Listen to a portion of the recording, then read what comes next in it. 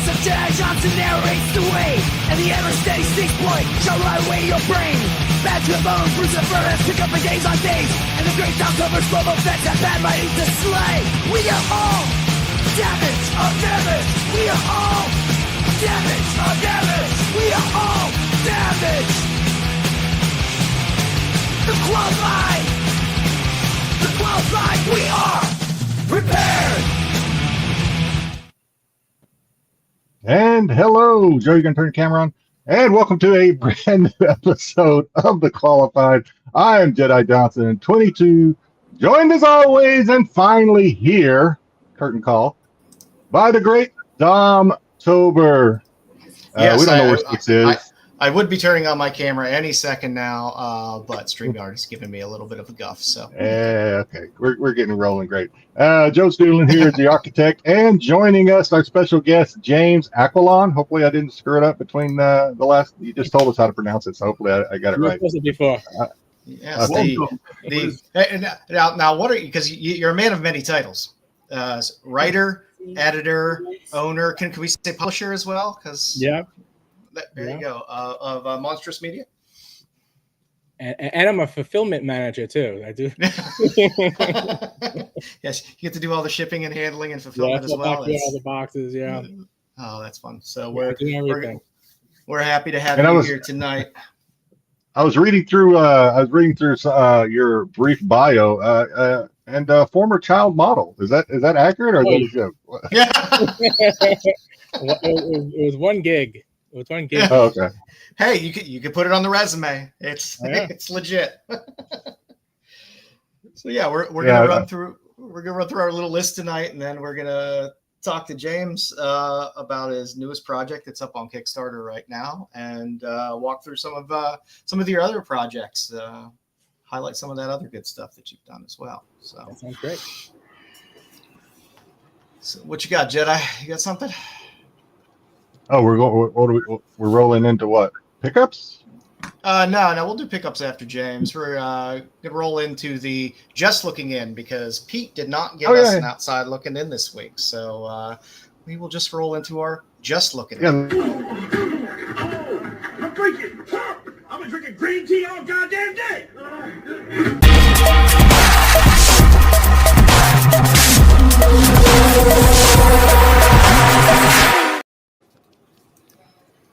So we're going to go through the just looking in this week. Not the books that didn't make the top 10 and were just outside. These are just books I found interesting that were released this week. So when Pete lets me know a couple hours, before the show that, hey, you're not going to have an OLI tonight, I just kind of say, hey, I'm just going to grab stuff that I find interesting. Yep. Put the kids to bed early. It's Joe's list. I'm a little tame tonight. First up on the list, Wonder Woman 25, Yasmin Putri, pumpkin spice variant. I like Yasmin Putri. I like pumpkin spice. So there we go.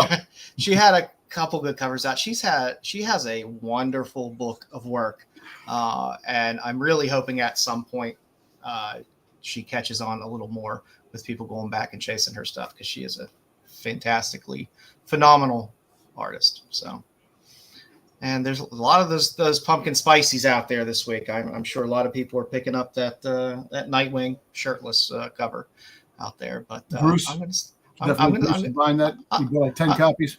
Yeah, but I'm sticking with this one this week. Next up on the list, you know what? I threw up Jeff Landshark number 4. I like these Marvel Rival covers. And this was a C cover. I don't know how many shops are buying across the board tons of copies of Jeff to buy all of the covers, but I'll take a Luna Snow cover. Why not? Next up on the list, why not have a J. Scott Campbell cover in there? Grim Fairy Tales 100. You got a J. Scott Campbell gatefold variant on cover F. It's been a while. I feel like it's been a while since I've seen some Campbell stuff and Zenoscope in the same sentence. So, why not? It's Zenoscope. It's always fun. And it's J. Scott. You get it. He'll sign it like 7 times. It'll be fantastic. He's a great guy. Yes, the Nightwing one is doing pretty well on the market. I figured Pete would probably have it on his list, so I didn't want to put it on this one. Up next, Orphans and the Five Beasts, Bath of Blood, #1, a little Dark Horse title. We talked about James Stocco. What was that? Last week or the week before, when we were talking about the artists, the detail artists, artists who just go crazy with ridiculous amounts of detail in their artwork.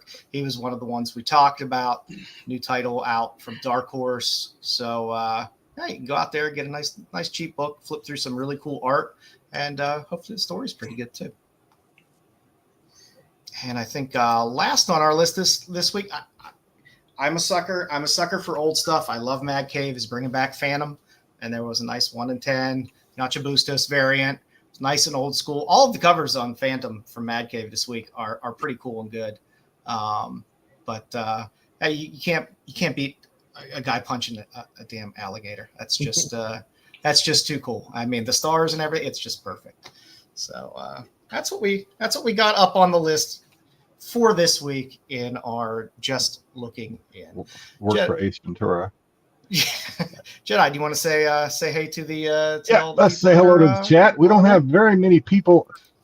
Nobody really stormed in today, but we got a few. Bruce. Ed, what's going on, Ed? We'll watch the show live tomorrow. Have fun. Don't get influenced by Joe too much. I feel like that's directed at me, but Ed, we'll catch you tomorrow. Thanks for dropping in and dropping us a chat.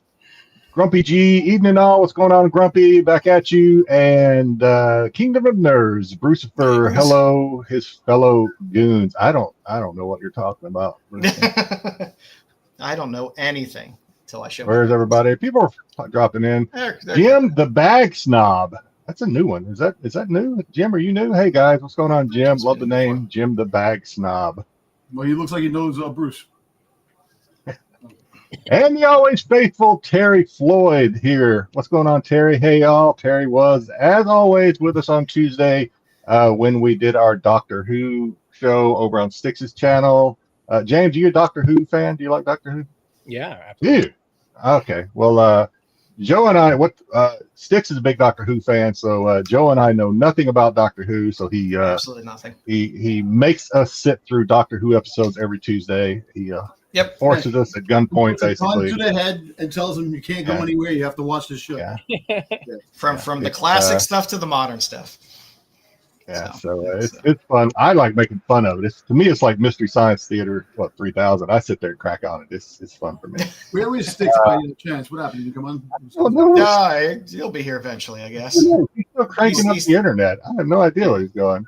Yeah, he see the gerbils today. That's 1930s, so it has to crank up. He needs the chipmunks inside the little spinning wheel to get it going. So Styx. I think we said hello to everybody. So. Kind of a light crowd, at least some light on the chat today. So let's get into the next segment. I'm sure some people will be there. Let's pop into this here. So James, #1, welcome. Give us the rundown of Monstrous Media and when it started, where it's at now, how you guys are distributing, and all that fun stuff. Well, Monstrous started about 3 years ago. I had already been doing some stuff on Kickstarter. I had already done a book called Classic Monsters Unleashed, and then I had done the Kolchak 50th anniversary graphic novel. And then at that point, I said, I should really just start my own publishing company, so I don't have to. Not that I don't have to deal with other publishers, but we've heard publisher nightmares. So yeah, if you want to talk about that, we can do a whole show. I mean, I've been ripped off by every publisher I've ever worked with except for one, for Crystal Lake Publishing. They're good people, but everyone else has not been great.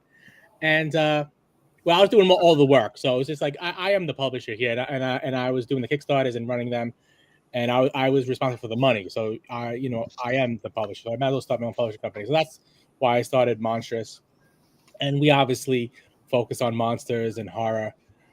We sometimes get into some fantasy and some science fiction, and we're focused now more on comics, but we do prose books, we do prose anthologies, we pretty much do everything. We have a magazine. We do single issue comics. We do anthologies. We do pro stuff. Even getting into trading cards. So now we're Monstrous Media. So we're trying to expand, and we are getting distribution now. So I'm hoping next year we're actually going to be in places like Barnes and Noble and your local comic book shop. Yeah, Nice. That would be very nice. So how'd you get your start? And because the journey for people into comics is sometimes I know where it started. This is always what I wanted to do, and other people are kind of like make their way into it. I mentioned this a little bit. So I'm reading James's, it's a brief biography, and so this is Dom is gonna love this. So once Dom hears this, he's not gonna shut up. He got his start on. He was raised on Saturday morning cartoons. And go, Dom, go.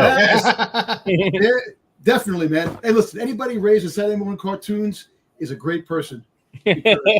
Yeah. The nostalgia and just what it brings, just what it stands for. Look, cereal in the morning, Saturday morning, watching the cartoons. Can't wait till Saturday. Like it was just. He was raised on Captain Crunch too, Dom. What are you? You're like, get out of his head. No, friggin' Apple Jacks, you get friggin' Life cereal. I get all this stuff that, but that's something that is deep in my heart, man. That, the 80s is something that I wish I can go back to. I always say that. My wife gets mad at me. She's always like, no, you can't go back. You're here now. I said, I go, but there was something magical about that time period. Yeah, I know that the landscape is different, but the political stuff is the same because there was stuff going on back then too. It was just so much stuff to give us. So what? Occupied. I gotta stop Dom, or he'll keep going. No. So what cartoons did you? I mean, were you just like because where I grew up in the country, I had ABC and CBS, and that's it. Yeah. This was in the 80s. So what cartoons influenced you early on in your childhood? It's Schoolhouse Rock, man. Well, I go back to the 70s. So okay, all right. So I mean, the big cartoon in the 70s for me was Super Friends. Super Friends. There you go. Hey. Hey, look, I was born in 1970, so I'm with you. I'm with you, man. Yeah, I mean that's huge for me. Who was your favorite Super Friend? Oh, go ahead. You go first. It's gotta be Superman. Oh, okay. Well, yeah. I mean, but I love the Wonder Twins, and I love I love Apache Chief. I don't know why. I just like the Wonder Twins. McFarlane's making a Wonder Twin. I was pissed when they canceled the Wonder Twins live action. I was freaking pissed. Wonder Twin power, activate, form of a bucket, shape of water. Come on, man. It's great. Yeah. I think the guy got screwed, but yeah, his powers were weak compared to the sister. But all right, sorry. Go ahead, Jay. A puddle or something at one point. He was always a bucket of water or some sort of ice. An eagle, a gorilla. I know they transform to a bunch of things. It was just. But his sister's like a freaking dinosaur, and he's like a puddle of water. Yeah, he got the short end of that gene pool. Yeah.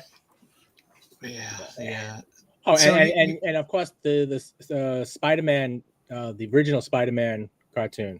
That was great. Which was actually before my time, but that was being rerun even in the late 70s. Yeah, I would catch that, The Incredible Hulk, and Iron Man, the old 60s ones. That were always fantastic. Doc Bruce Banner, built it by Gamma. I remember they had it was very a very serious, like Planet of the Apes cartoon. Oh yeah, really kind of dark and serious. Planet of the Apes is dark all around. You know what's funny? You ever notice with the Planet of the Apes cartoon? Did it remind you of like a Bible? Because they used to have a Bible cartoon on too. Oh yeah, and it reminded me of that because it was serious tones. Like they were looking. Yeah, I remember that. It's like. I watched it, but that's cool, man. It had the same tone as the Star Trek anime. Yes, the Star Trek part. Yep. Oh yes, it was very serious but it was very cool. So yeah, you had all that awesome stuff back in at that time, and it was prime time for geeks in the 70s because I grew up with right when Star Wars came out and Superman the movie, and then next it was Flash Gordon and Superman 2 and Raiders of the Lost Ark, and it was just hell, even E.T. Look, yeah. I just don't understand today how people can't write a movie. Everything was fresh ideas back then. this idea is now the right stuff, and people just don't know how to write it They- anymore. It's really They bad. get it right every once in a while. They get it right. once in a while, Aliens. but not as good as Aliens Earth was pretty good. Aliens Earth. We won't get into that. Right? Maybe get into that 80s later. was But like just the golden age for the blockbuster. I mean, Yep. Back to the Future, Ghostbusters. And you know what's funny? They didn't make $1 billion.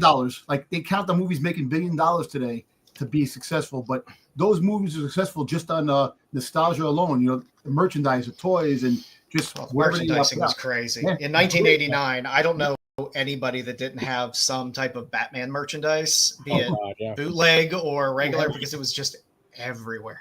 So where did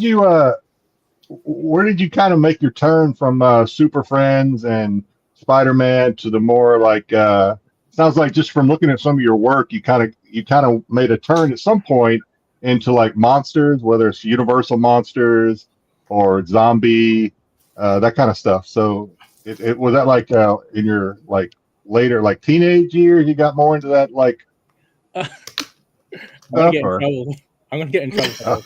The I didn't know I was leading you down a dark path with that question. I'm sorry. Damn, Jedi. I'm gonna whisper. No, because the hard stuff came more after I got married. So, Okay. so We're all married. We understand. yeah, okay, but you get it, But she's a huge horror fan, and it got me more into horror. So it came later in life, and I guess it aligns more with my personal life now. Yep. But I'm still into the superheroes and stuff. But yeah, I'm more focused on the horror stuff. But that did come, it also was like in the early 2000s when I was always into zombies and stuff. But back in the 80s when I was a kid, that stuff really scared me. So I was really kind of traumatized by zombie movies. I saw if you remember a movie called Children Shouldn't Play with Dead Things. Yep. And that freaked me out because I saw that when I was like 8 years old on Chilla Theater. Yeah. I was watching it under my dining room table. And it really affected me. So I really stayed away from zombie movies. And then in the early 2000s, when they came out with 28 Days Later and the new Dawn of the Dead, I've shared this story before, but James, you've never heard it. For whatever reason, I have a brother who's about a year older than I am. So back in, and he'll testify to this. When we were younger, back in the single digits, for whatever reason, our mom was a single mom. And she would take us to the most scary ass movies in the theater. And to this day, I ask her why she does it. And she's like, I don't know. But I mean, like It's Alive, Burnt Offerings, all these like House was the first R-rated movie I saw in the theater when I was probably 9 years old. Yeah, William Cat. Yep. Greatest American. Shadow of the Hawk. Shit, when I was growing up, the Dawn of the Dead is my favorite zombie movie. 1979, Dawn of the Dead, the original Dawn of the Dead. And I remember I was watching TV late night, got up Traumatized, traumatized. 3 in the morning, the preview for freaking of Dawn of the Dead came on. When a fly guy was in the fly boy was in the elevator and it opened up and he was like this. I got scared shit on that because that's why I wet the bed, Cosmic. That's why I wet the bed until I was 18. That's what I remember. Yeah. Zombie stuff, horror stuff is definitely a great genre right now. There's so much of it out there. And shit, I kind of thought that you would say you used to watch Abbott and Costello meets Dracula and Frankenstein. I did. That's good good stuff. stuff My too. introduction to horror because I used to watch that on Sunday morning or Sunday afternoons. The Stooges. No, absolutely no. I based so much of the Cult Check. I did the Cult Check meets the Classic Monsters. There you go, man. That was great too. Night Stalker. Yeah. No. Yeah, I mean that was really when I started into the horror, but that was more, humorous stuff. So I mean, I'm very much into like the horror comedy too. But yeah, that was my introduction to horror. Was probably the first time I saw any horror movie was with Abbott Costello. Yeah, when I was 8, my friends decided to rent The Exorcist because, of course, at that age, when you went to a movie store, your parents didn't care what you grabbed off the shelf as long as it shut you up for 2 hours. And I watched The Exorcist, and as, of course, being raised a lapsed Catholic, it freaked me the hell out. For 2 years, I slept with a rosary. because I was so freaked out. Yeah. That shit is still scary to this day to me. That didn't scare me nearly as much as the Omen and Damien. That shit I still won't watch that. I wouldn't go see the remake. I was like, no, I ain't What going about to see Rosemary's Baby? Rosemary's Baby was from Rosemary's Baby was fantastic as well. man. Well, Cassavetes, anything Cassavetes is in makes me happy. So some of your prior work, James. If you want to talk about any of these projects here that you've done and kind of what they were about and what drew you towards the material. Well, Dead Jack's a zombie, so that was again, my love of the horror comedy, and yeah, I mean, I love detective stuff. So I wanted to do a detective story, but I wanted to do a weird detective story. And I just thought, like, what's the stupidest thing I can think of? Let me do a zombie detective. And that's how Dead Jack was born. And then I found out there were other people who had done zombie detectives, like Kevin Anderson and Tim Wagner. And then they ended up putting them in a book with Dead Jack, and we did a whole thing. But Dead Jack was my first Kickstarter back in 2016.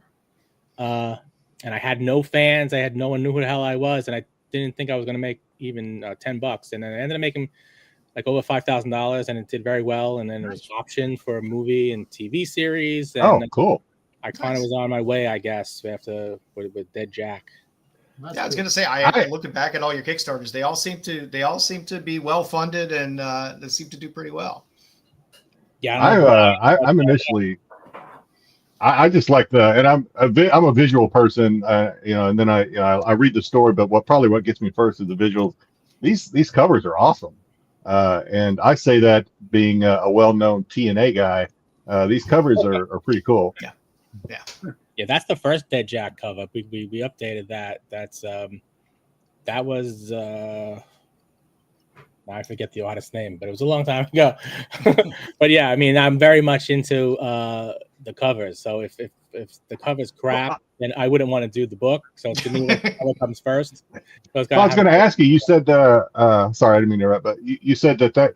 Do you have one artist that you kind of like? Do you have like a go-to artist, or do you just like take samples from different artists and make a decision based on just what they submit, or how's that process work? I've been using a lot of different artists. I used Colton Worley a lot, and Colton did the classic Monsters Unleashed, and then J.K. Woodward did the Shakespeare Unleashed. So I use J.K. I've worked with a bunch of times. So a lot of the artists I've worked with a lot, but I'm always using new artists. So some of them work with different projects and then the different stuff we're doing. Colton's really great for pulp stuff, and he does a lot of pulp stuff. He'll do like The Shadow and stuff like that. So I use him a lot. But I lately I've been adding a lot of different artists. So yeah, I've seen some hack stuff and stuff like that in there, and it's because we every quarter we kind of do Kickstarter updates, and your books popped up on there a couple times. Just kind of saying, hey, this is interesting stuff that's out there this quarter that's kind of still live, and that one hack cover that you had caught my attention. I was like, ooh, Robert Hack.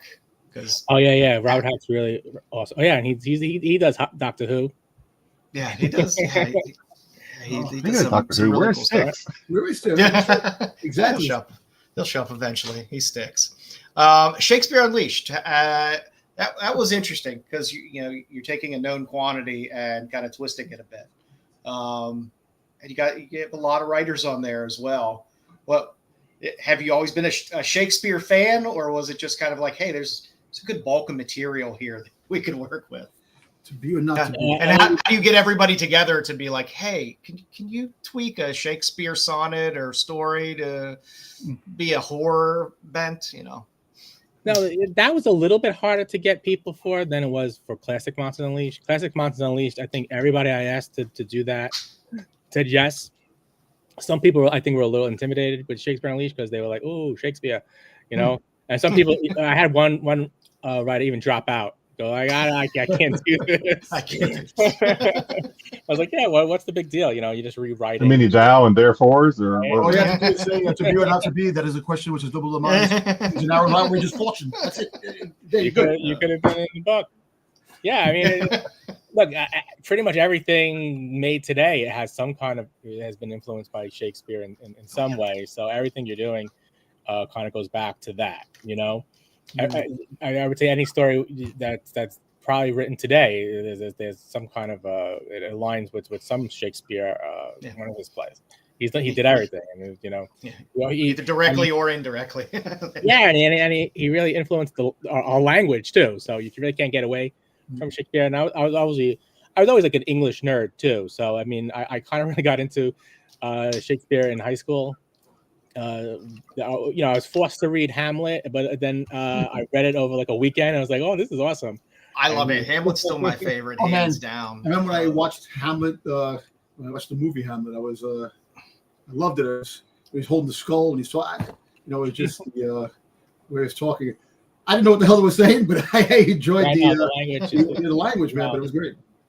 And then I saw back in, I guess, the early 90s, Rosencrantz and Guildenstern Are Dead. And I thought that was such an amazing movie. And I was like, that's such a awesome idea how these characters are like kind of in the Shakespeare's world and kind of coming in and out of like the play of Hamlet and stuff. So a lot of that was also kind of influenced that. And I was like, I always wanted to do something like that where we kind of play around with Shakespeare. You could have watched Gargoyles and got the whole Shakespearean thing from Gargoyles. You know, that's excellent. That was good stuff. Excellent. Dead Detective Society. There you go. You got some boobs in there. There you go. Yeah. We love that. And Omega 11 and Darkest Depths. He's a boobasaur. From more compilations to more comic-y stuff. Talk to us about the Dead Detective Society, because there's some interesting characters in there. Well, yeah. So, like I said, when I did Dead Jack, and I thought I had a really original idea doing a zombie detective, and then I think I wrote the story, and then I Googled it when I was gonna like maybe do something. Whoops. And the first thing that came up was Tim Wagner. Tim Wagner has a series called Necropolis, and I was naming my Necropolis, and I was like, oh crap. I thought maybe you were going to say I thought maybe you were going to say something like what was it, iZombie or something? I don't know where yours falls in the timeline of iZombie. Yeah, iZombie 2 though. I mean, but that was the first thing that came up because I thought it was clever too, making the world Necropolis, you know. So Tim Wagner had already taken that, and there was a lot of kind of similarities. So then I changed the world to Pandemonium. And then years later, I ended up working with Tim Wagner. And I said, I hope you don't think I ripped you off or anything. But then I found out, and I was working with Kevin Anderson, and he has a zombie detective too called Dan Shamble. So I said, you know what? Let's go full circle and let me bring these guys into an anthology. We put all the zombie detectives, and then we kind of expanded it into just Dead Detectives. And then I'd work with Steve Niles on the Kolchak 50th anniversary thing, and he has a character called Cal McDonald, and then he has his I guess his son Moloch. So I said this would be a great idea. Let's just bring all this together, and I wanted to kind of bring more attention to the zombie detective. I wanted to make that a thing, you know. So that's what did. We have a question from the chat. One of our regulars, BK, who's always the life of the party, has a question. Do you have any more plans for Kolchak? Oh yeah, so I have the literary rights to Kolchak. So we're just getting started with Kolchak. You're just scratching the surface. Yeah, we've already we reprinted Kolchak the Night Stalker, the original novel. We did the really nice illustrated version of that. Then we did Kolchak Meets the Classic Monsters, which is 3 individual comics plus a collection. And you got Count Crowley in there, which is fantastic. That made me happy as all hell, because that's a character that cracks So I mean, Kolchak is just really beloved, and he has a huge fandom, which is crazy because the show hasn't been on the air for 50 years. But there's a very active several Facebook groups dedicated to Kolchak, and they post every day. All there's probably 10 or 20 posts about Kolchak every day in these groups, and they're still talking about it. So I knew there was a lot we could do with Kolchak. And then David Desmolchin, I think that's how you say his name. He contacted me and was like, I want to do Kolchak. I said, all right. That's cool. And then I said, fun. can we put Count Crowley in there? And he was like, yeah. All right. So I was like, awesome. We have a Kolchak Count Crowley crossover. And Steve Niles also reached out to me. I thought it was a joke because it was on Twitter, and then I ended up talking to him on Twitter, and I was like, is this for real? Do you really want to do this? And it was like, yeah. So we got him in there, and then I found out that Rodney Barnes is a huge Kolchak fan too. So we brought Rodney Barnes in, and so Kolchak has just been great for me because I was able to get all of these people involved, and so there's I would say pretty much everybody who's a horror fan and who's maybe a little bit older just loves Kolchak. So the other good thing now is with services like Tubi and Pluto and even just YouTube, you can get a younger generation that stumbles upon some Kolchak stuff and finds it for the first time and is like, oh, this is cool. A lot of people are discovering it on YouTube. Yeah, because they bootlegged a lot of this. The Kolchak. The Kolchak movie you can get on YouTube. Nice. Nope. That's fantastic. So I'm glad you have the rights to it. That means we can be looking forward to some more Kolchak. And I love the crossovers too. The crossovers are just fun. So you get to throw a bunch of fun characters in there. Yeah, I'd love to see more of that, but we'll see. Okay, any Kolchak's good Kolchak in my book. So your current Kickstarter right now. Tell us a little bit about it. The actual monstrous, the kaiju. So I've wanted to do a kaiju project for a really long time, and this year is the 70th anniversary of Godzilla, and pretty much every comic book publisher has a Godzilla series right now, right? So I was like, this is the perfect time. Let's take advantage of that, and let's do the kaiju issue. So I've been really digging all that, Marvel. Godzilla that destroys Marvel, and then DC has a series, and IDW I think too. So they're basically licensing it out to everybody. But we're not doing Godzilla comics, but we're doing Godzilla articles and stuff. Celebrating Godzilla, but we'll also have in the magazine itself. It'll be 3 comics, over 30 pages of comics, kaiju comics.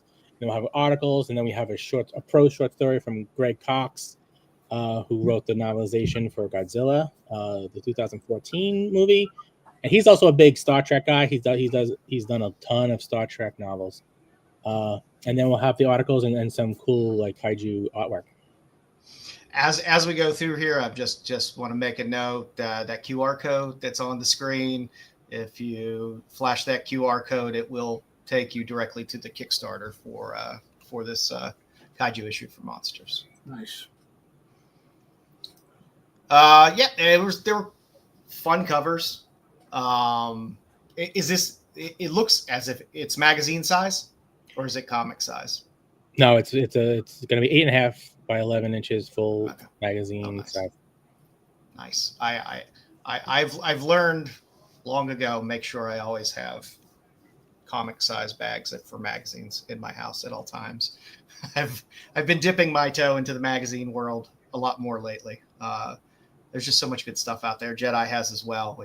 We both have a thing for Vampirella, and like to go back and get a lot of those old amazing covers, be it for Frazetta, San Julian, all those amazing old covers from that. All the old creepy and eerie stuff is really fantastic.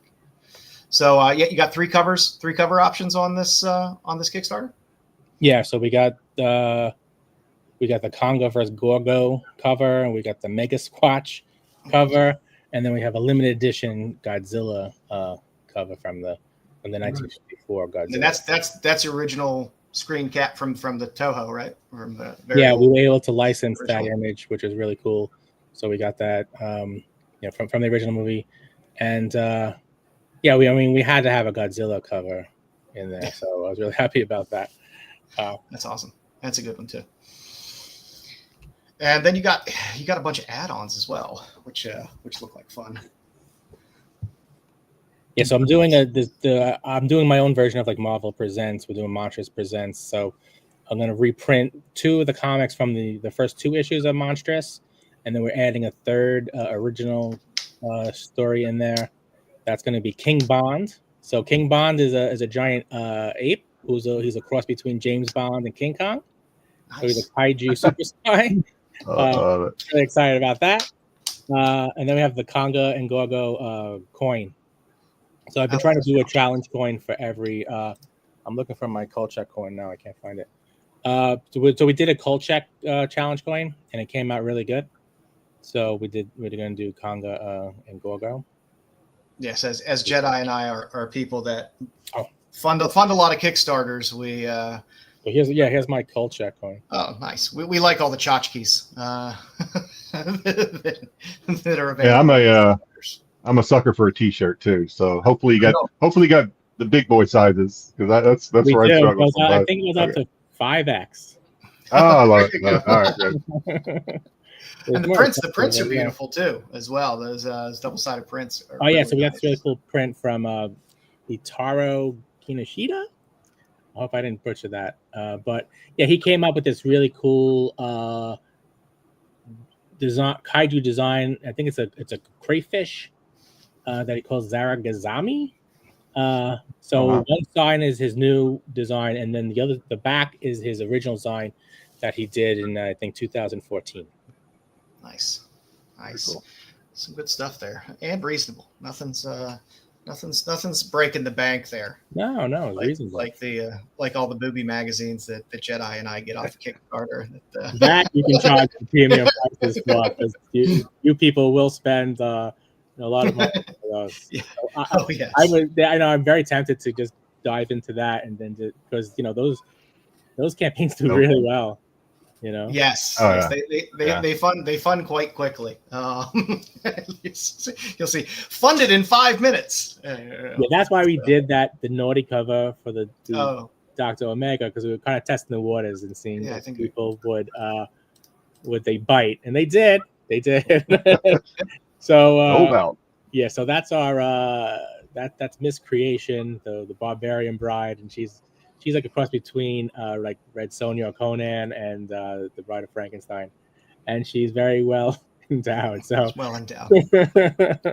That's nice, and you did it right, because I appreciate as again someone who funds way too many Kickstarters.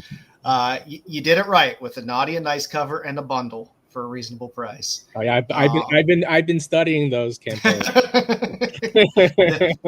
Research. You make Joe very happy with the assets on the cover. I like I said, I am a sucker for. Normally, I buy the nice covers. No, you don't. Cases. You don't buy the nice covers. I truthfully, most of the nice covers are a little questionable to begin with. But he does. But he also buys. But when you bundle and you have a set, I'm like, oh, you know what? $30 ain't breaking the bank to get both. You gotta get the set. Yeah, I'll get the set. But, some of the other ones, it's like, well, it's $50 for the naughty one and $20 for the nice. I was like, oh, I'll just get the nice. Yeah. So, James, what I've seen, and Joe's been doing this longer than I have as far as the Kickstarter stuff, but so what I've seen is a lot of times on Kickstarters is once you start going down and it varies, the lengthy sometimes list of add-ons is you can go back and actually order like stock or old stock of stuff too. Do you offer stuff like that for someone that might have maybe missed the boat on some of your earlier stuff, that they can hop in on? We add that stuff in, to the list of add-ons. So I might not sometimes promote it on the page, but if you go and back and then you see the list of add-ons, they're usually available there, or it's usually available on my website, monstrousbooks.com. Look at that. See how well prepared we are. You're scrolling across the bottom. Now we're rolling. We had a rough start, but we're rolling now. Actually, we've even got Styx trying to join, so we're cooking now. I can honestly say this, man. We're living in a world today where we're eating good, man, when it comes to classic monsters and monsters alike and kaiju. It's a great time. with a lot of regular monsters, like brand new takes on the monsters. Godzilla, like I said, all these new things that are like all these new creatures and characters that they're making. It's awesome, man. To be a collector, a comic collector, and just a overall fan, because there's a lot to choose from. And you don't have to worry about just being obligated to one thing. There's so much that this is so much out there, which it's a great thing, and different takes. It's not the same thing. And just the brilliant minds of everybody that are putting out all these projects. Just the concept of like, wow, how'd you come up with that concept, this concept? And people can't say, oh well, classic monsters, regular all these. It's just a different. There's different pools for everybody if you really think about it. Yeah. When it comes to the creatures and kaiju. And welcome, Styx. So definitely, I'm enjoying all this stuff, man. So what you got 4 days left on the Kickstarter, right? Yeah, and okay. Tuesday night. Oh, we lost. I had a question because you mentioned earlier in our conversation that you're a big fan of detective, whether it's detective movies or novels or whatever your media is. So do you read any of the current detectives? I'm a big Ed Brubaker fan. I love reading his stuff. Are you a fan as well? Being guilty, I haven't read a lot of your stuff. I plan on changing that now after hearing more about it. But like I said, I'm a big so if you're anything like Brubaker, I'm already a big fan. So is your stuff like how does it compare with Brubaker? Are you a fan of Brubaker, stuff like that? I am. Yeah, I love all that stuff. I love like Elmore Leonard, James Ellroy, Dashiell Hammett, and Philip Marlowe, all that stuff. So Chandler. I Raymond Chandler. Yeah, I mean, because I that's kind of like the Dead Jack stuff. Is I kind of just rip off Raymond Chandler, but do it in a very goofy way. I mean, the Dead Jack stuff is more of like a Looney Tunes version of like Raymond Chandler, stuff. I'm doing more serious stuff, so I mean, you'll probably start seeing more of that stuff too. I mean, my tastes are always all over the place, so it does range from kind of like Looney Tunes to like even like very dark and deranged horror, and then to like fun, like pulpy superhero stuff. So, I hope that people kind of come along with me, but my tastes have always been all over the map. Some of that stuff is the goofy loony stuff is very niche right now. I don't know if we'll probably talk about it later when we start talking about TV stuff. But if you look at some of this, and I'm not saying your stuff is in the same category as like The Boys or anything like that, but some of that stuff is so. I mean, it's grotesque, it's naughty, but it's hilarious at the same time. So I mean, without being like rated NC-17. That stuff is kind of niche like now. The scary, but stuff. Joe and I are big Terrifier fans. We love the Terrifier movies, and it's very gross, but it's funny as hell to watch. So watch some of that stuff. So, So I don't know if your stuff is kind of when you say Looney Tunes, I'm thinking, is it gory? Is it but funny, or is it just the Dead Jack stuff is probably more like Shaun of the Dead type. Okay. Horror comedy. And even like the Omega 11 too is kind of more, it's more fun and brunch. That's more like maybe Rick and Morty type stuff. Okay, all right. Yeah, like I said, it's whole. And then I'm doing Shakespeare Unleashed too. So I mean, it's like people like what the hell's with you? And it's a live action Rick and Morty would be pretty gory. I think. I think the cartoon kind of fools us. Yeah. Yeah, it can get kind of like a little sick, and So, but I love that. But that's that stuff I love. I love like Rick and Morty, Shaun of the Dead, and all that. So, I mean, a lot of times for me, that's kind of my natural instinct is always to make kind of stuff funny. So I kind of have to, if I do want to do something serious, I have to kind of stop myself and say, all right, don't try to goof on this. Try to not do a parody. Because that's my natural instinct is to try to do parody or satire or be funny. And how about and again, I apologize. It's just I haven't read a lot of it, but as far as like continuity. Do you pay attention, or is continuity something that you pay attention to when you're writing? I try. I screw that up sometimes. I mean, with Dead Jack, I've had to like retcon that a few times. Yeah, I mean that sometimes, you know, with something like Dead Jack, if you maybe don't write the next novel for like a couple of years later, you forget everything that you said. You might have said in book one, like, "Oh, Dead Jack's like, oh, I hate jazz music," and then you know he loves it. You see, so that's the thing when it comes to continuity. It's a pain when you have everything. Yeah. It has to fit perfectly, and sometimes it gets annoying because you know you can't have other stories outside certain aspects of the story that you're doing because it has to be in a cohesive. But you can just, like you said, you can just retcon it. Dave Filoni does it all the time with Star Wars. He's like, yeah, I'm going to change this shit. Yeah. It was all a dream. This is how I want it. Yeah. When it's your show, you can do what you want with it. Yeah. Yeah. So, do you plan on having Kickstarter be kind of your primary place to launch stuff for the most part, going forward, and then branching out elsewhere via the website and possibly getting into like Barnes and Noble and stuff like that, and Amazon? Yeah, I mean that's Kickstarter has been the primary way of funding these projects, and it's been an incredible platform, and it's been really helpful. I mean, I couldn't have done any of this stuff without Kickstarter. When I did the Kolchak 50th anniversary graphic novel, that was supposed to originally it was just going to be a 100-page graphic novel, and I didn't know any artists or any writers, so it was going to be this small project. But then it grew and grew. The first writer I ended up getting for the 50th anniversary was Peter David. Oh, wow.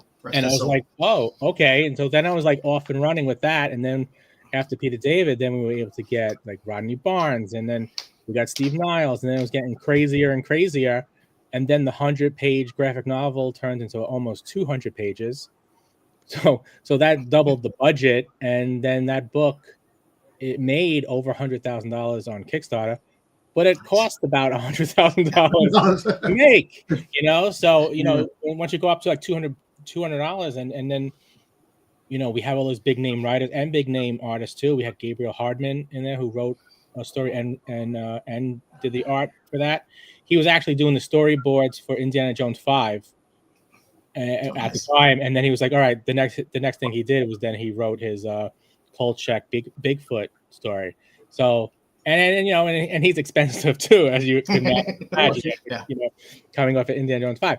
So I paid everybody a decent rate. So how can I have done that without Kickstarter? Unless I just had $100,000 sitting around and I was willing to risk it all.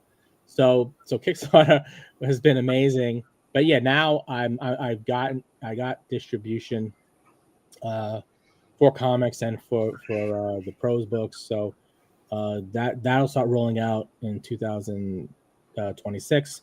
So I mean, while I love Kickstarter, I'm there's still so much more to the book.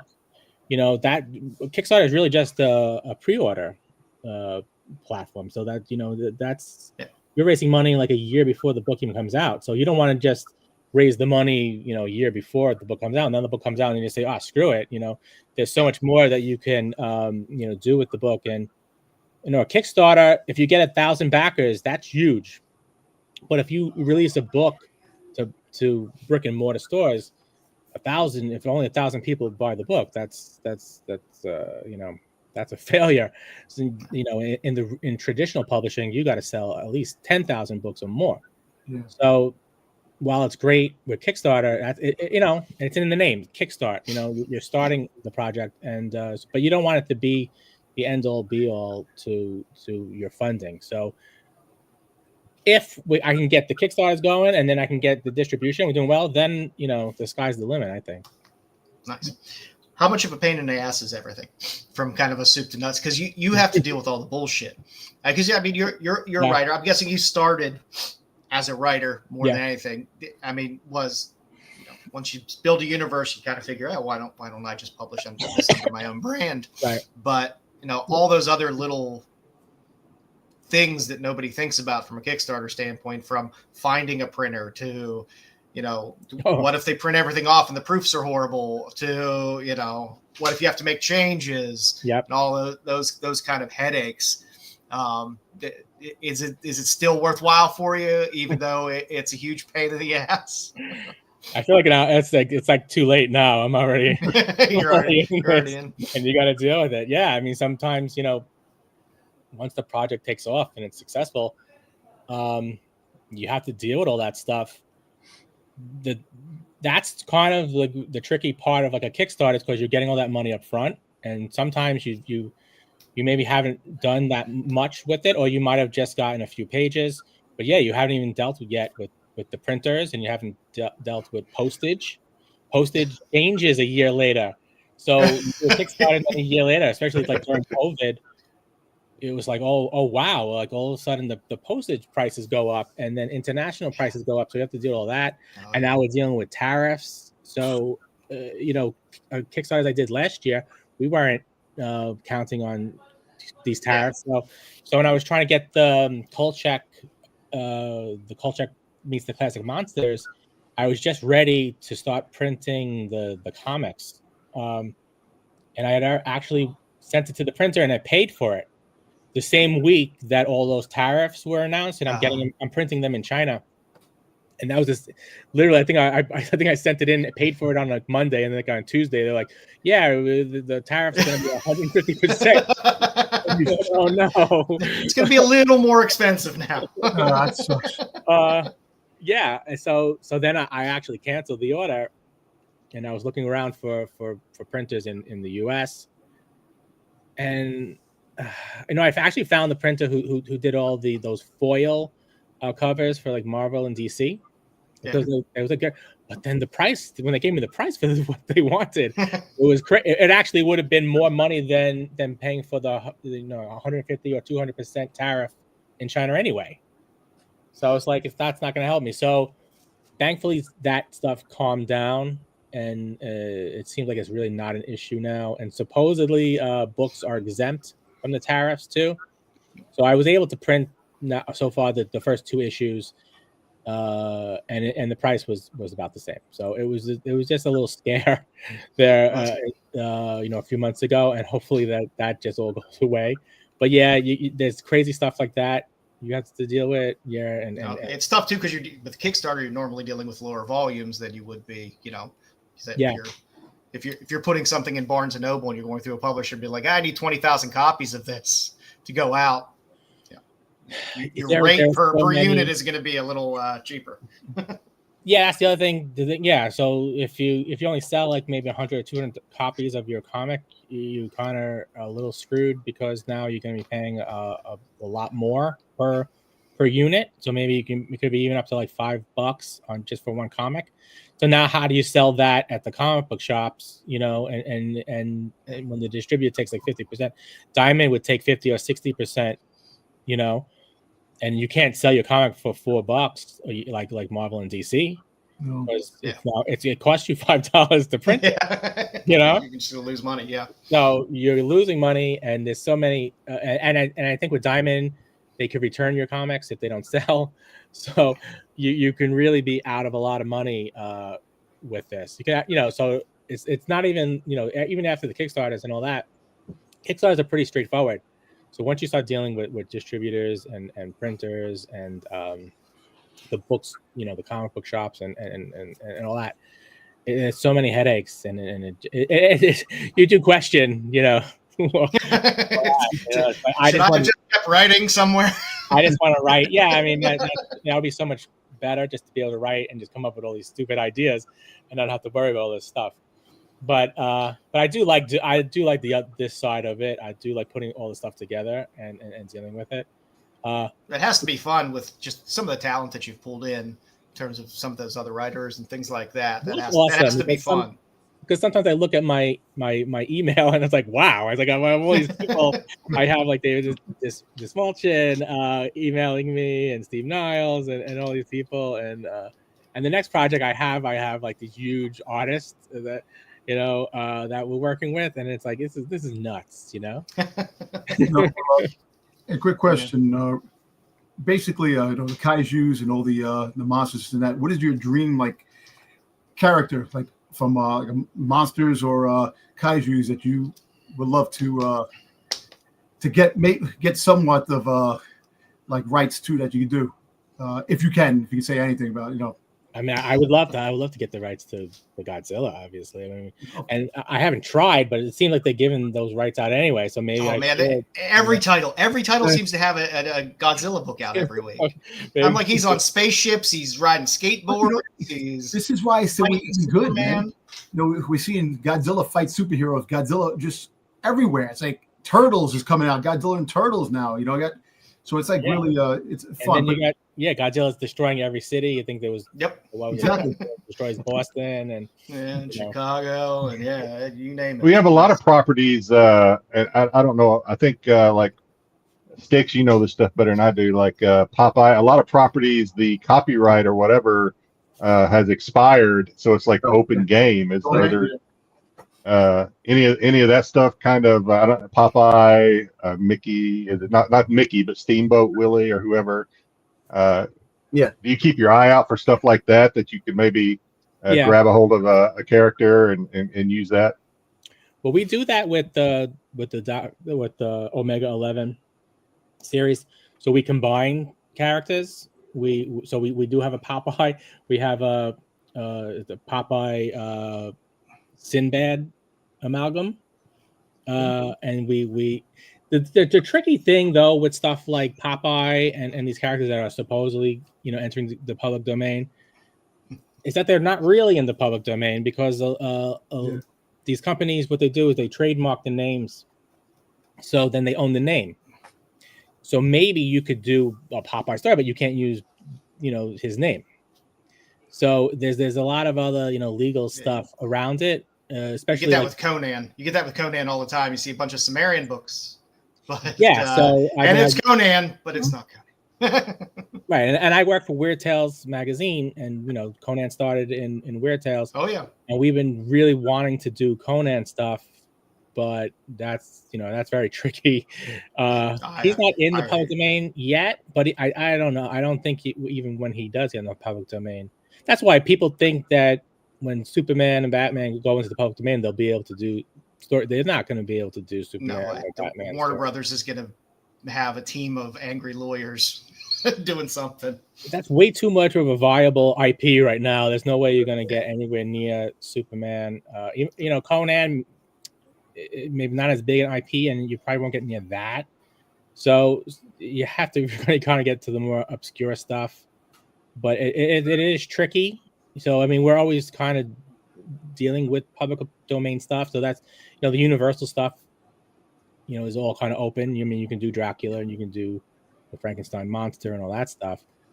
But I'll wait to see what other people do with Conan. and I want other people to go and do the Popeye stuff first and see if they get to. I would love to do Tarzan. Tarzan's been in the public domain for a really long time. Yeah. Mm-hmm. You don't see people doing new Tarzan stuff. I mean, Dynamite got sued when they were doing, and they weren't even calling him Tarzan. It was like Lord of the Jungle, and I guess they made a deal with the Edgar Rice Burroughs estate. Yeah, because I think his grandson is still. Yeah, because they're really protecting that IP. With they came out with a whole like Edgar Rice Burroughs universe and stuff, so they don't want to give up Tarzan, and you can't even really do John Carter either. I mean that came out in like 1912, so that's been in the public domain for a long time. But we fall more on the Deja Thoris side of the John Carters. Yeah, John Carter. They had Disney did the movie that didn't do that good. No, but it's a great series, and like I said, I mean you've probably gotten a lot more Deja Thoris recently than you have John Carter, but still same universe. So I get the big question for you as somebody in this, what do you collect? Well, I've gotten really super into trading cards lately. I've been dropping so serious money on that.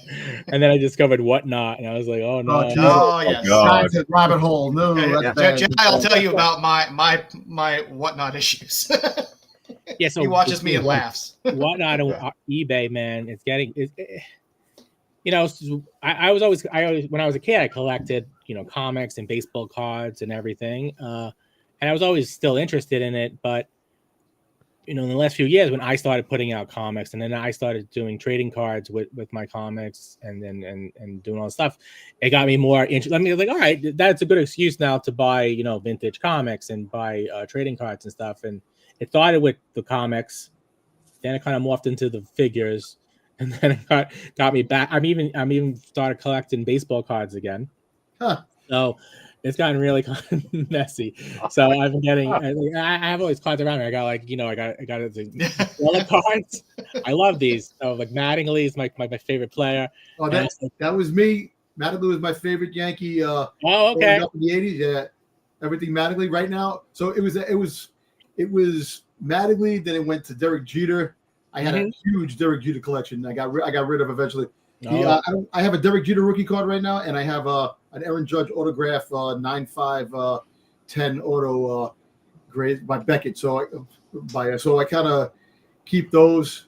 Those are my low Yankee cards that I have now because I'm a diehard Yankee fan. So yeah, you know, the Blue Jays won today.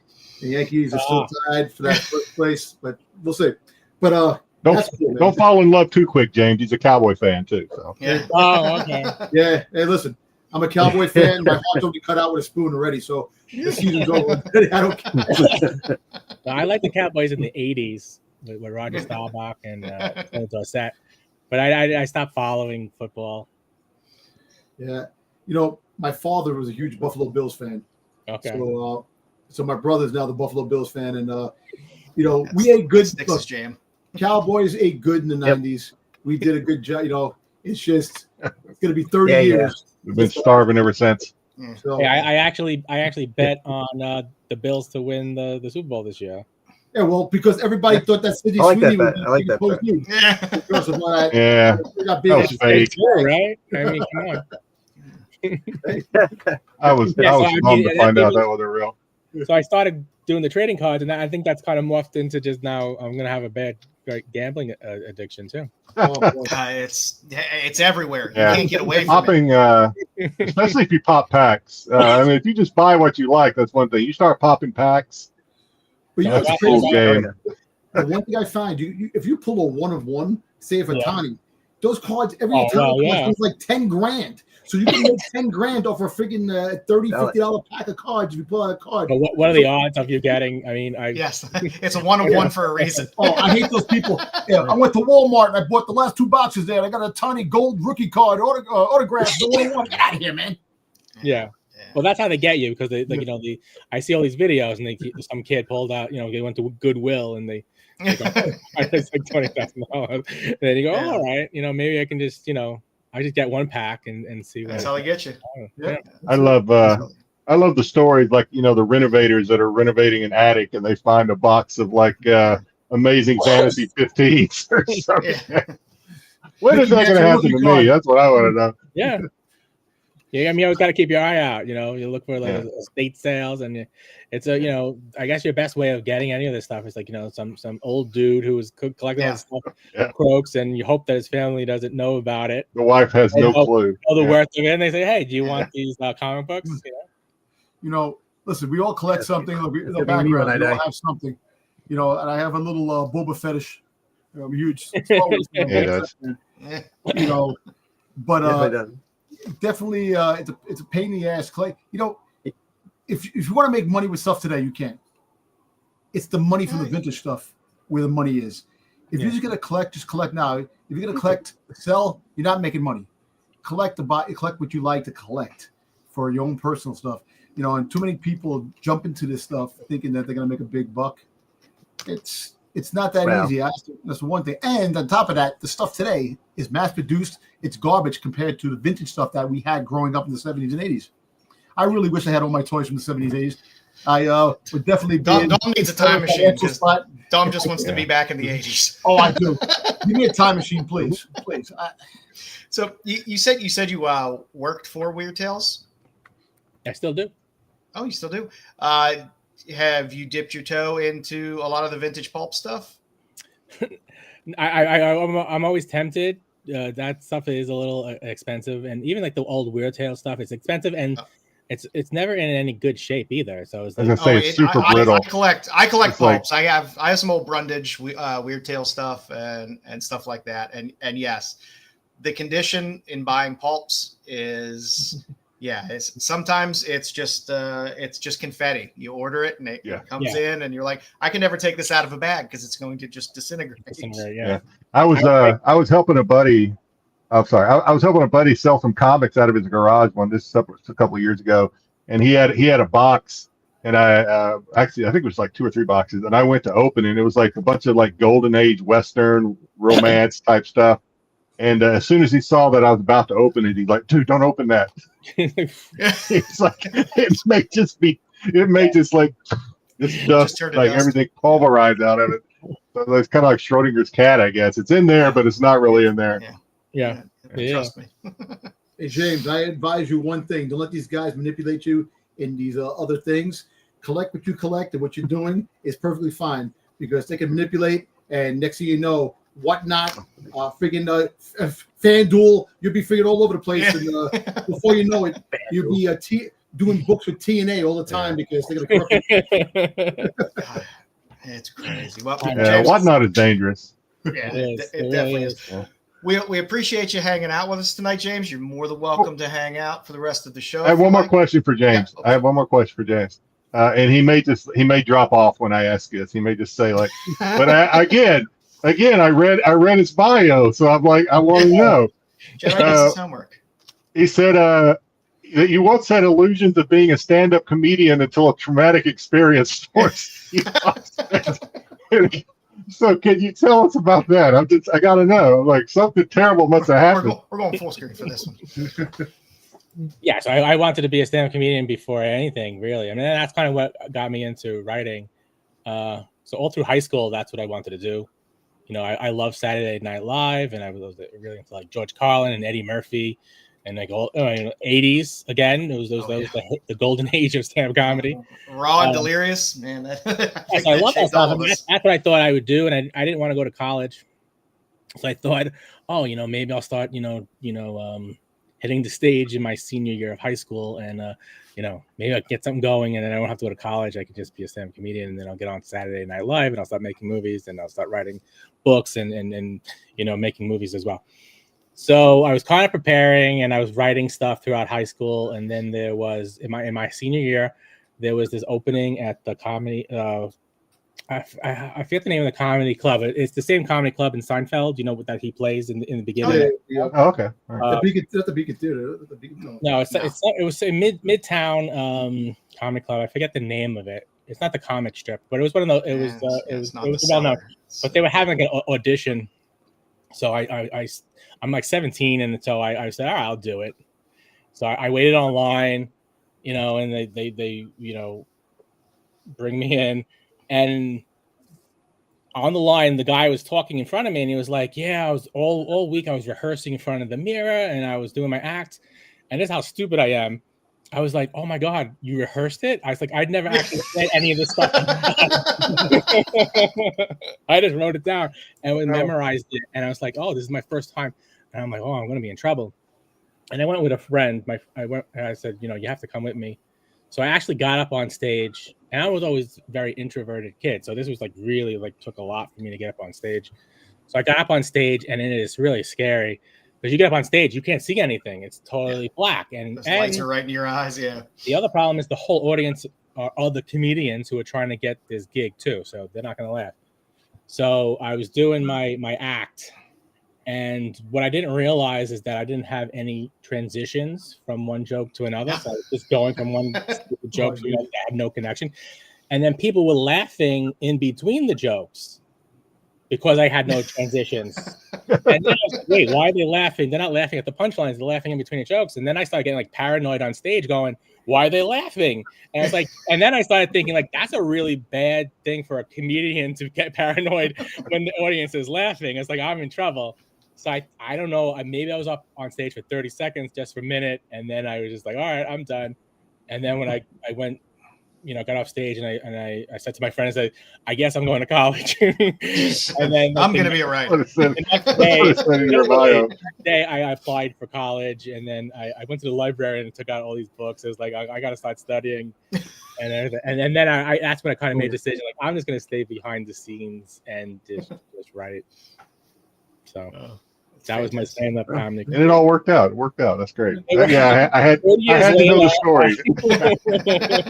I had to know the story after I read that. I was like, did he get heckled? Was it like that's really my writer origin story, But it took me 30 years after that, Well, yeah, about 20 years later, really when I started like taking writing seriously, and then stuff happened. But it's a long journey. Hey, it happens. Hey, as long as it hits. Hey, you're braver than I am. I don't know if I'd ever even got up there. It's I'm amazed sometimes that I'm able to get in front of the camera and do this once a week. It's just like getting in front of a live where I don't know. It's a whole other thing. Yeah, I wasn't prepared for it. So but it all worked out. Hey, listen, I did acting, man. So I kind of I know what what it's about, man. So it does definitely get to you. If you see something, you definitely get. Tom played Vinny the Rod. What was the movie's name? What was the movie, Dom? Vinny the Rod. It did a musical, a dinner mystery, murder mystery, gangster. It was like it was supposed to be Sopranos. It was Sopranos. It was Sopranos, not Sopranos. I played character Vinny the Rod. Did that, and it was my one and only time I did it. Which David Chase is chasing you down now. Yeah, it was fun, but it was I think there's more.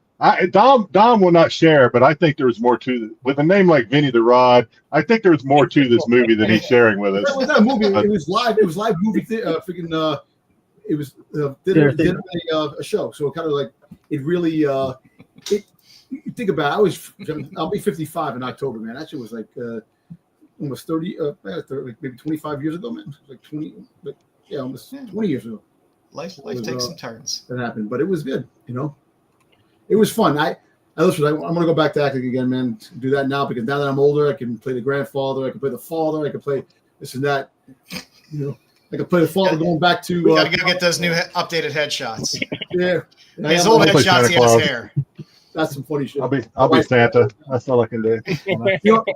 Hey James, real quick. It was funny because you're on this week. They were talking about you last week that you were coming on the show, and the picture they had on the thumbnail when they were showing you, I'm like, you look like you were doing the guy behind the tree.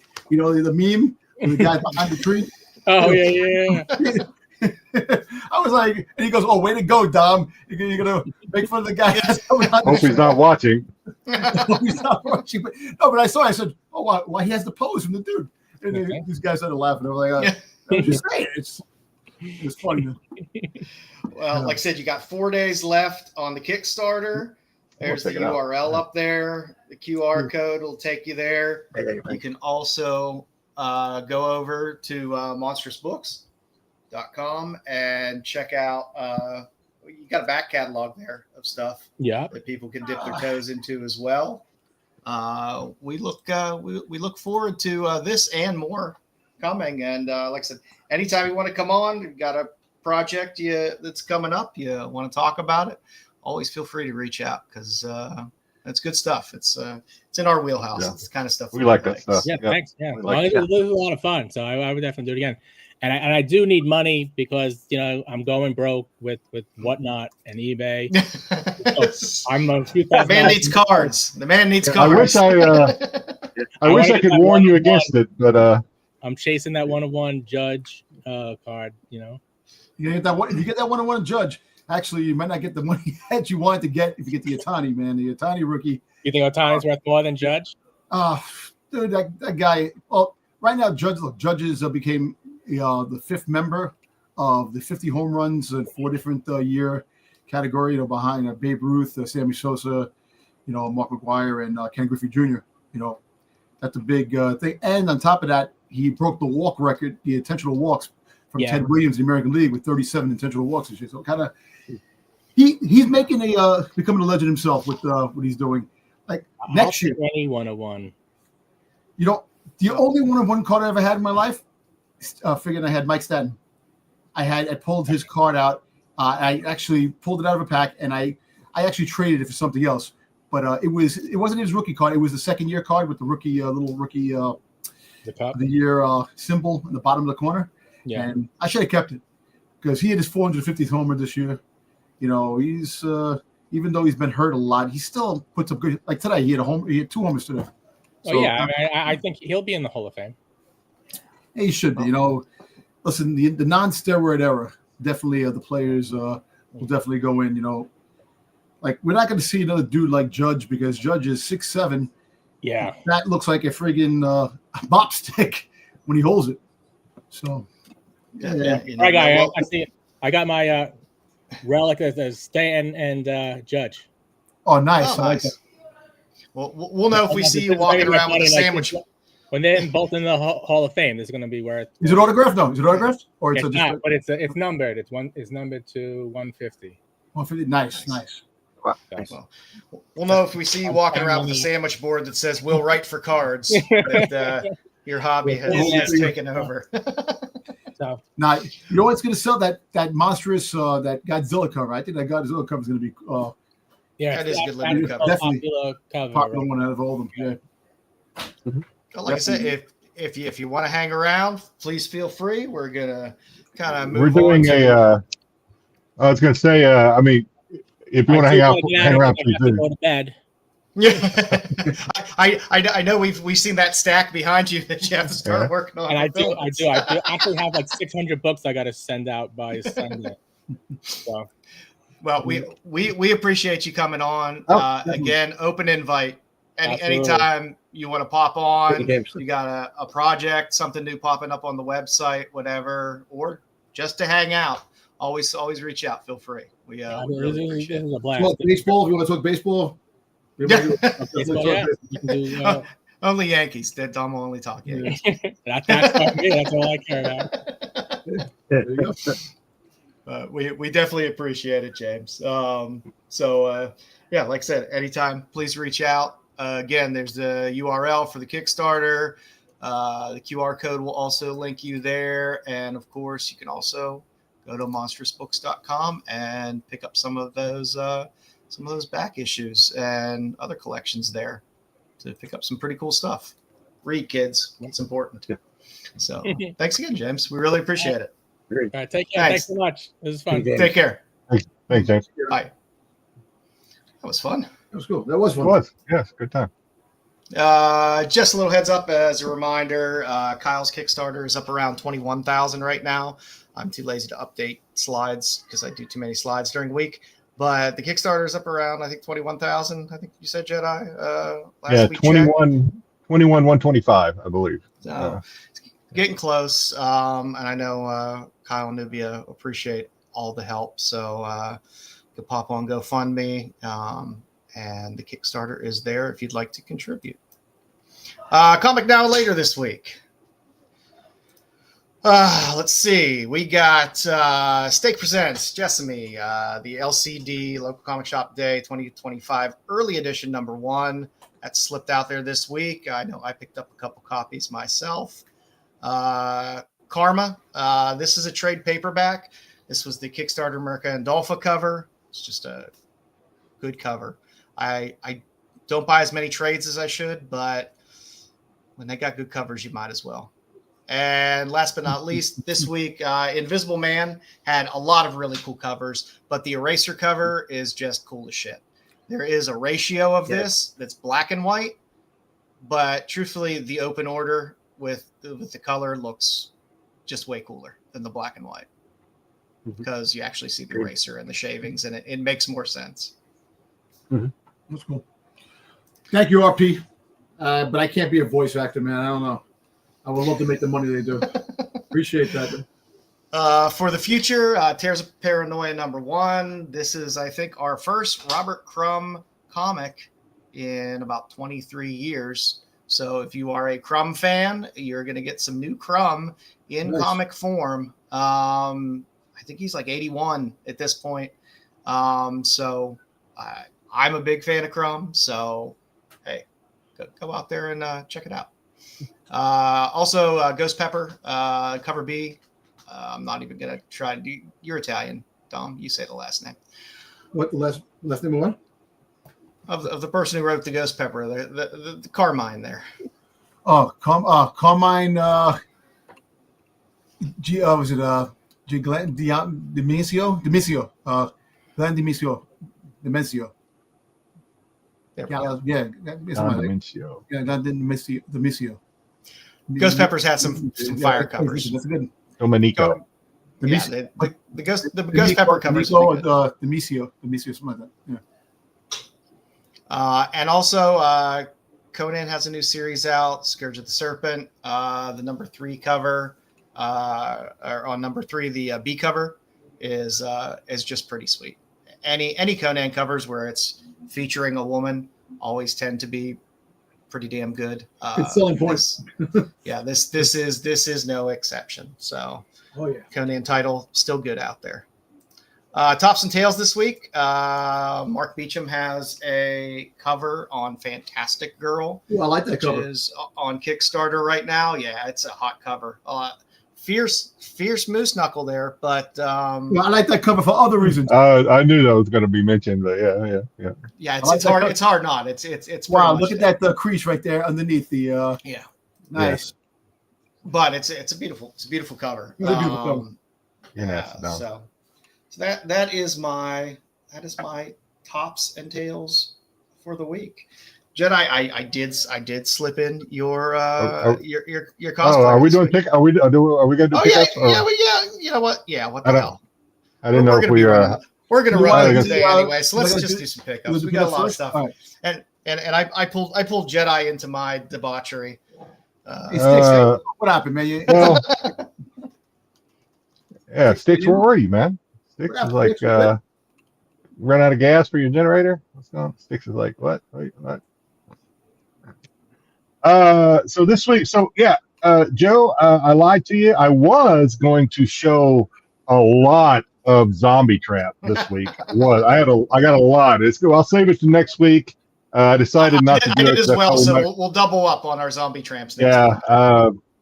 It was the show I knew was going to be running long as it was, but I do have a lot anyway. So I finally got my Monsters number 6 Vampirella covers. I got the regular, the paper. Where is it? Trying not to. I have the foil. And then I got the metal. These took a while because apparently, and Bruce told me about this first, a lot of the metals were damaged. So initially we thought they weren't going to reprint them. I didn't know if I was going to get this, but Keen Spot said that they requested replacements. So I did finally get it. I bought some, this is not a Vampirella book, but it's a Vampirella homage cover, and I'm kind of a sucker for anything like that. So these are leather covers. They're actually they're one of one leather covers by Sutor or something. I don't know, but yeah, so I got the green. The dress is leather. Yeah, the covers are leather. The whole cover. Leather cover. Yeah, the book covers are leather. So I got the green, and what doesn't happen to me very, very often at all is I actually won the giveaway. They had 2 buyer giveaways. I won both of them. So the first one I won was this. Whoops. That's nice. Okay, yeah. No, I had to make sure. I was like, oh shit. No, so the first one, I started scanning. the first one I won was this, and so you got to choose which one you wanted, and so I said, give me the nice one. And then they did another buyer giveaway, and damn it, I won that one too. Hardly ever happens. So I got the naughty as well. So I would have the set. So yeah, that doesn't happen for very often. Off in my house. What the hell? Fungal. I got some Perillo. I got Perillo signed Purgatory. Oh, nice. Wait, show the cover again. Put the cover back on. Let's see. Oh, nice. Okay, Crying out. I like that. Purgatory, Perillo signed. Perillo signed. All these are signed by Perillo. Red Sonja. Another Red Son or Hell Sonja in this case. Another Red Sonja by Perillo. Another Red Sonja by Perillo. You see a pattern forming here. Another Red Sonja, Perillo. Perillo. Red Sonja Chaos, Perillo. Perillo. That guy cranks out work, man. I don't know. I know how he he's does. entertaining. Another Painting Hell models. Sonja, Perillo. Got a Perillo Deja Oh, Thoris. nice. That's nice. And I never heard of this before, so it's probably, I don't know how. It's by Dynamite. It's Samurai Sonja. Anybody ever heard of it? Oh yeah, It's I Perillo. have some Samurai Sonya. Oh yeah, so it's signed by most of that Perillo. run. So I'm like, There's some killer covers in there. Of course, you and do. then this just came in yesterday. I had ordered the Wheeljack Vampirella 4th of July with the remark graded. So this came in yesterday. Got a 9.8 on it. The Vampy Oh, nice. #1. This is #1. This is 4th of July, red, white, and blue. I'm a sucker for hot babes in the red, white, and blue. So and then got the remark on That's there fun to too. remark. So yeah, Nice. that's all I got Great this feature. week. Next week there's going to be a lot of zombie traps. So just buckle up. A lot of titties. Nice. We'll double up. We'll double up because I got a nice stack from there too. So we'll compare zombie traps. All right. So this week I got some weird shit as always. Let's start some Sally Forth. Let me do this fun thing here because I hate when our stupid camera does this. Let me unmirror this so all my stuff isn't backwards. Look, the There we go. cover, the camera actually uncovers the protective things on the boobs. Yep. That's what happens. Wouldn't that be nice? So got some of the Euro Sally Forth run. That'd be quite the feature. Yeah, exactly. X-ray camera, just like Yeah. in the comic books. Got some Triple X women. Nice. Damn, Joe. Absurd I book. swear, More- it's some always John fun. Workman. Joe needs to start posting on his Instagram when he's going on Sure. whatnot This is to the buy bottom. shit. Bring that book back up. Bring the book back up, Joe. That's What it John says. Workman cover. Masturbate. Dude, some of the titles, and I'm not going to say Joe goes after all of them. It's always fun to watch Joe. But some of the titles on the shows, the streams that Joe and I watch, are like they're just some crazy ass like BJ Betty. Nuts. There was one Bambi and what was it?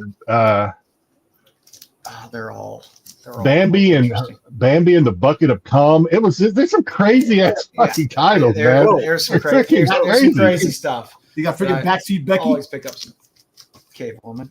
I did pick up a copy of That's that. cool cover. I like that one. I got some Greg and Fake. American Nature presents. I Love My Santos Sisters. Are those remarks or Yeah, you gotta yeah. Okay. No, it's Oh, signed nice. and remarked. Cool. They sold those off their site, so I got a couple copies of that. That's cool. Little Luana Vecchio. Let me mix it up. Let me throw a little curveball here. Little Usagi yeah. Yojimbo Okay, number there you go. 2. Ooh, what the hell is that? Yeah, that's Usagi Yojimbo. That's number 2. It ain't. There's no. No, And thought back to it. No, I got a no. little. There we go. Little- There we go. Now we're back. Betty Page. Who Killed Betty? Another Who Killed Betty. Little Betty. They had by some the Betty on hour. that stream last night. Joe was going hard for that Betty on the stream Oh, last night. James and I were going. James Kreider, back yeah, and James forth. Crowder, James Ryder, James Kreider. Yeah, Yeah, Yeah, you guys were- going you back guys and were forth 'cause battling. he collects Betty like I do, and he took the good Betty lot last night. So yeah. There's Hour. some deep pockets in that stream last night. Little Mercy Sparks, little Enerjax cover, little Herrera cover. Hey, I ordered that. Is that the Kickstarter that just ended? Yeah, I just got them this week. Oh, yours should I wonder be if I'm going to be getting mine. I know I ordered that. one. little milk. Very happy to get this. Was quite jazzed. I remember when you bought It's not an that. expensive book in any way, shape, Oh, I or have form, but that. it's in great shape, and it's hard to find in great shape because these books ended up in dollar bins and beat up. That's the one where after you won it, you said, "My night is done. I can go to sleep now." I have that one. Clive Barker, I have all Celluloid. Oh wow, that's Just a disturbing. cool I'll tell Marilyn you Monroe what. cover. Oh. Yeah. Little old school reprint, a little Space Hawk, little Spanish Conquest, a little more Spanish Conquest, a little Hack Slash, and last but not least, a nice little wheel, a little Matt Hoffman. Yeah. Yeah, I like Hoffman, so I picked up more this week, but most of those required too many stickers. Styx? Nothing for No me sound? this week. It was a Oh, you got some? Okay. slow week for me, so nothing today. Just one thing. I got the 1 in 25 red, white, and black, or red, black, white, and red Boba Fett. And you know what's funny? I still haven't read the book yet. I was gonna ask you if you read it yet. I haven't read it last week. Dude, I've been like this whole week. I've been busy doing things. My wife's going away tomorrow, so I don't have. I'll probably read it this week sometime. I'll definitely get it in, but I'm just freaking tired, man. I'm exhausted. So that's the only thing I have. No toys, no nothing. Everything else is. I might have something next week, baby. All righty. Jedi, who we got this week? Oh, you caught me. You caught me. I was editing something. All right. This week we have. I forgot her name. Lisa Mancini, who is. She's been cosplaying for a while. That's a spicy meatball. In cosplay years, she's been doing it for a while. She has quite a lengthy IG post as far as her pictures and stuff goes. A lot of stuff. So a lot of content there to sift through. So I put myself through it. I made myself go through and look at all the hard work. Look at them all and pick the ones I like the best. So yeah. So obviously here we have a little not Woody, but the cowgirl. I don't know her name. Jessie. Thank you, Styx. Little Jessie, and then you have some Poison Ivy, and then they always sexy now. She's sexy now. I don't know how sexy she was back in the 80s and the 70s, but she's sexy now. Got some. I like where they're going with it. I can't find my glasses. Yeah. I think it all started with the live action Scooby Doo. I think started the I forget her name, the actress Sexy that played. Velma? The girl from Freaks and Geeks. It was the Velma series. It was that Velma series. Oh, okay. Because I know the actress from Freaks and Geeks played her, and she's pretty hot. But anyway, yeah, we got. I don't know if we're ever going back, but okay. So we got some Vampirella. We'll be talking about Vampirella a little later. Yep. And then for Dom, because I always think of Dom. Oh, thank you. We have Slave Leia. Ooh, She had some really Dom. You might want to go to her. She has some very, very nice Slave Leia picks to pick through.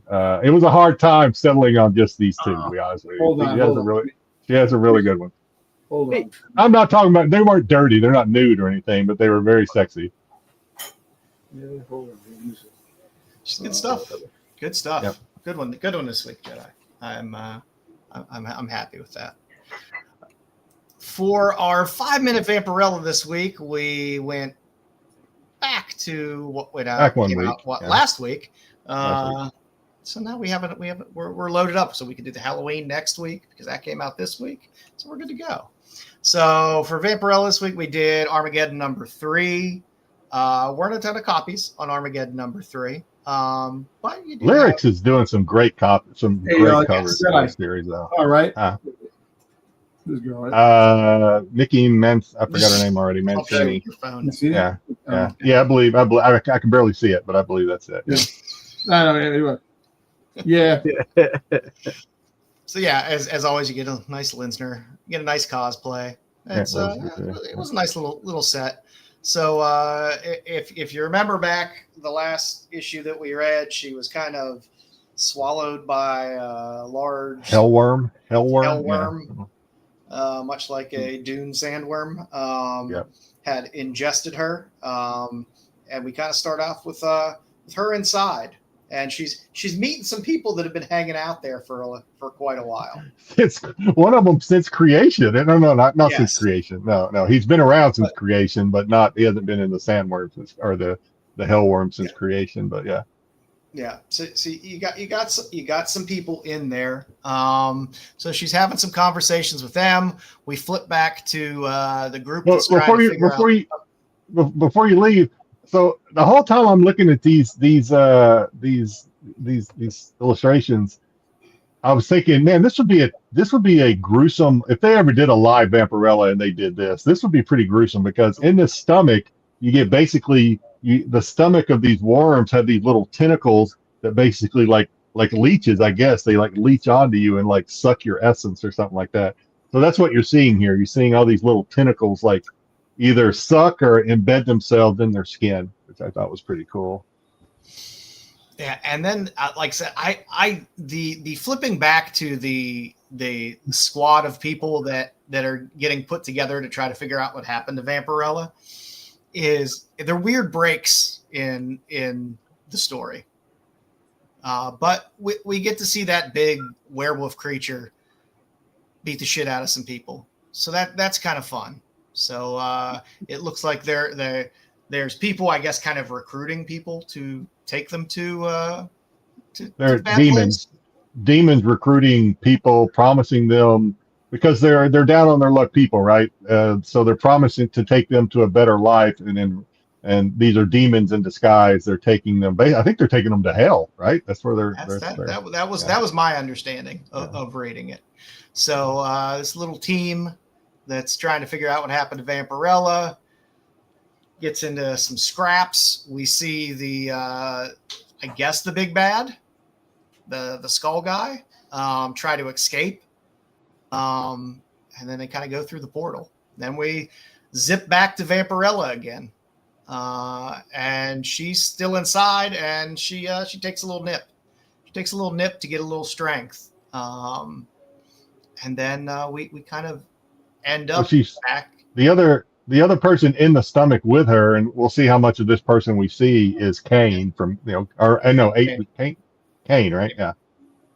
Cain from Cain and Abel, son of, it's Cain, right? Yeah. So it's Cain.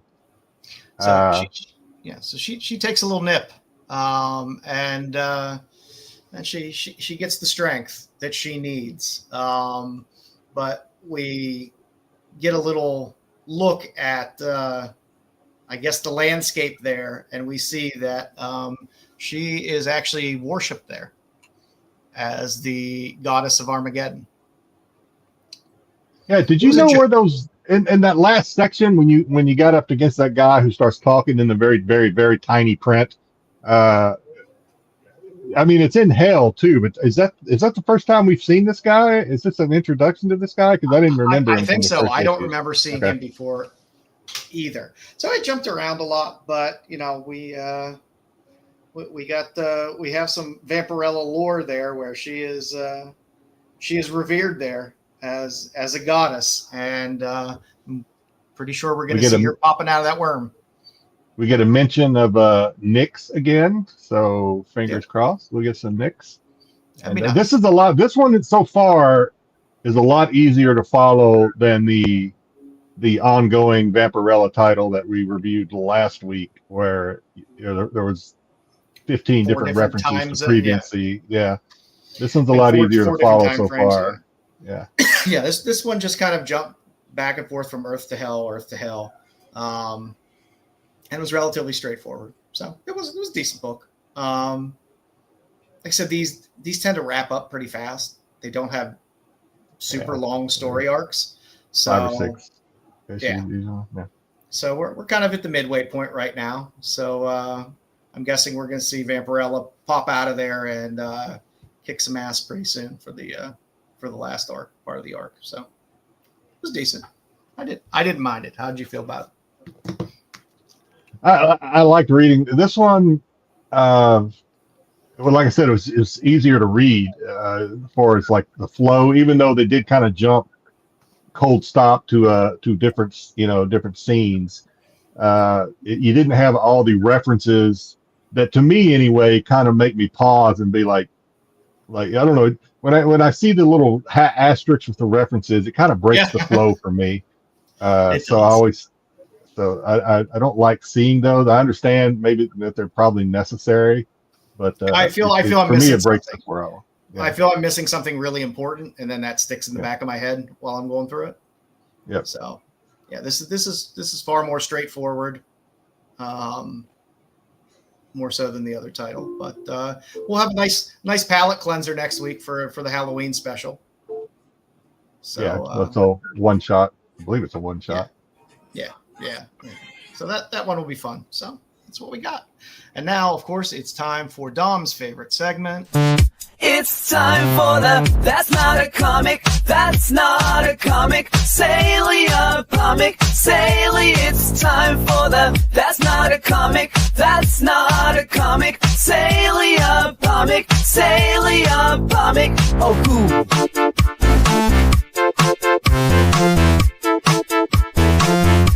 Sale of the week. Before you, I'm gonna go back. Sorry. So the theme this week, before I jump in and you see spoilers, the theme this week was according to my Google search, the 6 top most paused scenes from movies from the 80s. All right. So, having said that, number 6 we have Ghostbusters 1985. My camera's right in the way, so I can't read. Ghostbusters 1985. We had a sealed red border VHS sold for a best offer of $323 earlier this month. The scene that is paused in that is Ron Jeremy, obviously the famous porn star, Ron Jeremy in the crowd when the ghosts are released from the firehouse headquarters. Yes. Oh, right. Ron Jeremy is in the crowd, so people would pause the scene trying to find Ron Jeremy in the crowd. So that is the 6th most paused scene according to my Google search. When they should be pausing when Zool is Yes, it does. Bustin' does big make movie it so good. Yeah. Yes. Styx, how dare Absolutely. you, man? That's inappropriate. I know. Very appropriate. At number 5, we actually have a beta. We talked about beta last week, Beta Max or betas. 1982 Tron sealed beta from sold for 3 bids, just under $130 earlier this month. The pause scene was there's several Easter eggs in this apparently, but one of the more paused scenes is Mickey Mouse spotted in a solar sailor scene. Does anybody remember that? I can't remember. I saw this a long time ago, Tron. I don't even know what a solar sailor scene is. 12 years old when this movie came out, and I saw it. So I remember watching it then. I remember watching it recently and going, "Yep, still dumb." Yeah, I said last week I'm not a big Tron fan, so I thank everyone for not sending me hate mail on that, but I'm still not. Let me tell you, the Tron was it Tron Legacy, the new one that's coming out.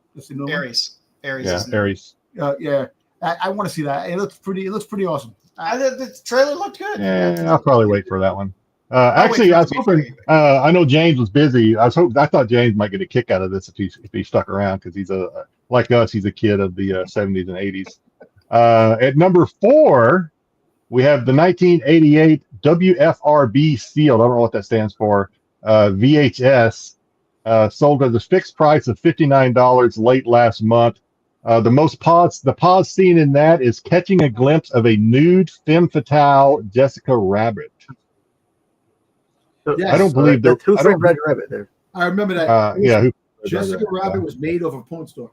Oh, yeah, you're right. I forgot my own acronym. I did that and I forgot about it because it was too long to type. I don't remember this. There's not actually a nude scene of her. There may be like a close nude, like she's changing, or I don't remember. It's been forever since I've seen this. There's a couple of good cleavage spots that you can. Cleavage, yeah. There's some Or- some cleavage scenes, but I don't recall She's there buxom. being a nude scene. She's buxom. Yeah, she is a buxom lady. Yeah, WFRB is me putting in Who Framed Robert Rabbit and then forgetting that I shortened it to WFRB because it would run off the screen if I didn't do that. So that's a typical Jedi. You're military. I would expect nothing less than acronyms. There is you're supposed to remember them though when you use them. But I my memory. All right, moving on to the next slide. We have number 3, Teen Wolf, 1985 Teen Wolf KBC VHS, sold for $40 earlier this month. Pause moment was a wardrobe malfunction of a girl in the celebrating crowd at a basketball game. Anybody remember that? I remember that. She's in the crowd and the top falls off, something like that. I remember that. I don't remember that, but I mean, I don't remember it. But it's there apparently. If I had you can probably find it so much easier now. Than Everybody back does in the that. old days. You pause every second. People pause everything. Just but you could probably find it as a steal on. Back in the day, you had to work for it. Now you can just like Google it and probably get a pick of it. I'm going to give you a Tubi recommendation a little bit later, where you don't have to pause anything unless you want to see maybe somebody clothed. Ah, nice. Yes. That actually suffered through the commercials for something like that. At number 2, we have the 1987 Three Men and a Baby sealed beta, again, sold for $30 back in late June. Pause scene in this film, ghost of a child who died in the house where it was being filmed, revealed in a window as a shadow. Now, I seem to remember. Yeah, so apparently they came to the conclusion it was a cardboard cutout in the background. They talked about it that it was, and they said it was a cardboard cutout that was in the background of a baby. So I don't know. So it wasn't real. It was debunked. Yeah, it was debunked, but it's still creepy up. And I thought people just watched this for the lovable Steve Guttenberg. And then finally, at number 1 should come as absolutely no surprise to anybody.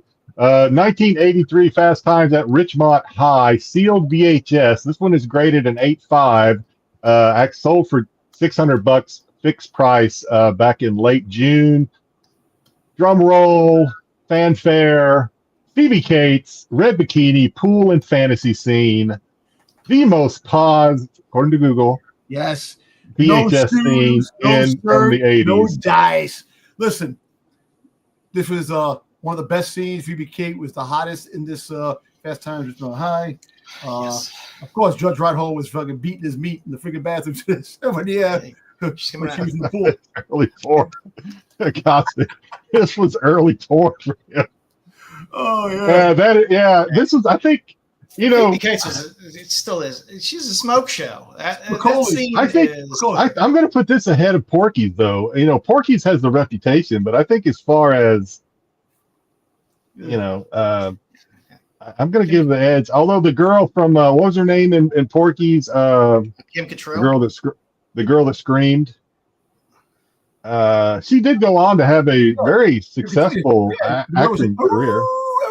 I can't remember. No, Kim Cattrall. She was in Kim Cattrall. Yeah, Kim Cattrall. Yeah, thank you. Yeah, she went on to have a very successful acting career. Yeah. Unfortunately, she never looked younger than 40. Judge Reinhold Judge Reinhold was the young man fantasizing about the naked Phoebe Cates. Yes. Yes. When he threw the hot coffee in the would be Robert's face. He goes, awesome. Lassie. Yeah, there it goes. Terry knows. Got this Spicoli. Yeah, Lassie. Totally awesome. Freaking Spicoli, man. You bring pizza to the class without sharing to everybody? What's his name for My Favorite Martian, the teacher? Oh, yeah. Yeah. Learning about Cuba. Yeah. Good stuff. Right. I liked it. That was a good topic this week, Jedi. Good little hook. Yes. Another week. The most poor scene was we're figuring out what's the name with our beaver showing. No, Basic Instinct. Yeah. I saw that in the I was theater. surprised. I was surprised that one did not make the cut. But again, this was per Google. Yeah. I mean, that was in the 80s, so I don't know why that didn't make the cut, but it did. Yeah. I'm surprised. You have to add an end to that cut to the original scenes of Wizard of Oz. There was people that hung themselves on trees in the background when they're walking through the forest. There was a so the original the filming of the scenes that people killed themselves in the forest. God. What they say. And then you see, and then a couple of the scenes, you can see people dangling from the tree, like hanging, and they You see little elves' feet. That's terrible. crazy, man. They didn't give a shit. They just crammed those actors full of some more uppers and like Hey, acting. Film, 2 movies to film shoot costs tomorrow. money. Film costs too much money to waste. Good All stuff. right. Good stuff, Jedi. All right, because we had James on tonight, I just did a little mini spotlight tonight. As we've been going through the past week or so, a few weeks, some John Bolton covers have been popping up. So I like to bring up artists sometimes that people aren't maybe horribly familiar with, but they've probably seen some of his covers. Is he related to friggin' Bolton? Friggin' Michael Bolton? No, Michael Bolton. no. Yeah. This John Bolton was born in the UK. Tell me how am I supposed to... Okay. But he has some amazing work. A lot of his stuff you can find because of some of the titles. You can find in cheap boxes every now and then. The guy has a great stuff. He has that's one of the best heavy metal covers out there. It's just a beautiful heavy metal covers. He did some covers on Epic Illustrated as well. He did a nice wraparound Speaking of cover. 80s. Yeah. Speaking Nice of 80s makeshift Yeah. porn, the heavy metal movie. Nice wraparound cover for Call the Conqueror. You're probably most familiar with his work from a lot of the Pacific comics.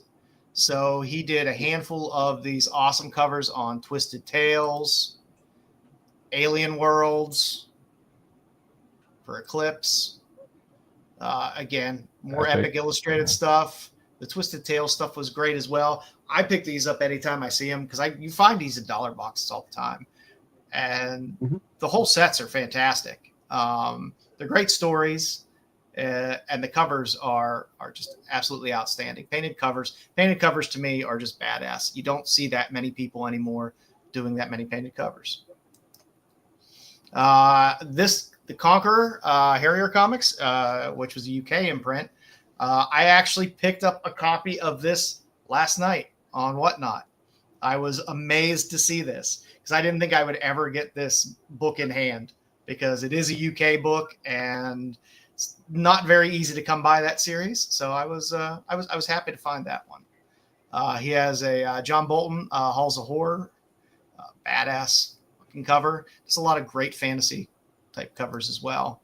The Tales of Terror, that whole series, also wonderful painted covers. If you like horror, those covers are fantastic. Marvel had the Amazing High Adventure, yet another fantastic Bolton cover. He did a cover for Marvel Age as well, which was fun. He did A1, which I believe was a wraparound cover as well. Little innovation action. This one popped up in our innovation thing when we were going through innovation. So the Angry Shadows cover. Did a little Saturday Morning Fly in the Eye. It's just a creepy ass cover. That man's tongue is covered in flies. Cormac Mac art did a bunch of really cool Roy Thomas stuff. So you get some barbarian type stuff. He did some covers for Cheval Noir as well. That is like one of the creepiest covers that I had seen in a very long time. I hopped back in when I thought that was her feet. I was like, what the hell's going on with this? They're her legs and feet. Those are her feet. Yes, okay. But they're arms. It's a creepy cover. It is very creepy cover. That looks like that looks like a video Dom would send me on IG actually. And you get a little David Lynch in this issue as well. So again, rest in peace, David. He did a lot of Aliens. Some of his Aliens covers are some of the best ones. They're just badass painted Aliens covers. So if you're picking up a lot of those small little minis and one shots from a lot of that Alien stuff from Dark Horse, A lot of those covers are Bolton painted covers. He did a fun cover for Phantom Stranger on the Vertigo imprint. Did a little more Cheval Noir. Did a beautiful cover on Mary Shelley's Frankenstein for Topps. Again, Topps got some of these books. They sit in dollar boxes, but they're great covers. You know, the Leatherface and the Jason books definitely have some appeal. The Topps stuff. And the X-Files too. Sometimes the X-Files. So. Yeah, I got a bunch of the X-Files stuff. He did a beautiful cover for Ghost.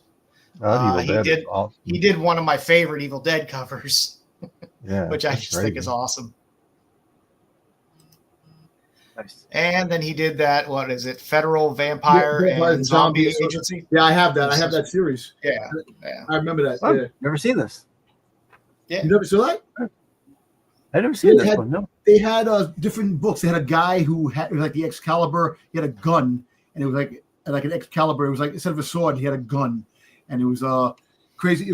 So they had some good stories. Some wild stories. Who's the publisher? Is it Renaissance? Was it Renaissance or was it Renegade? Yeah, I forget. It might be Renegade. I forget who the publisher is on that. I'll find it for you, Styx. Radical? I can't read it. But this is actually really a cool series. It's up your alley, Styx. Yeah. So that's your 25 quick John Bolton covers for the night. Just like I said, I like to throw in when we can do a short little spotlight. Just somebody that you've probably seen 100 times digging through boxes on covers and be like, oh, that's a cool cover, but maybe never knew who did it. But now you know. John Bolton. There you go. Tell me how am I supposed? Yeah. You ready, Jedi? I'm ready. You got it. Coming soon, collectibles. Dom might have helped a tiny bit. I sent a couple of things this time around. Yeah, you sent. I didn't see it until today, though. So I sent it before the week, man. I know. I just didn't see it until today. Luckily, I already had it I had those already in my list, except for one, Dom, that you sent that was in my slide 2 weeks ago. Which one? The Neo. We covered the Neo a couple weeks ago. Okay. So anyway, that's okay now. Okay. A very short list this week, so this won't take very long at all. First, we did have the Predator, Hot Toys Predator, Broken Tusk Predator, 1/6 cool. scale collectible figure. This is obviously he has a broken tusk. What's cool too is you can tell he also has an alien skull or something on his breastplate there. It's kind of cool. So this is coming from Hot Toys. We have more Universal Monsters. Seeing more and more of these, so hopefully I didn't cover this already. I don't think I did. This is from Super 7.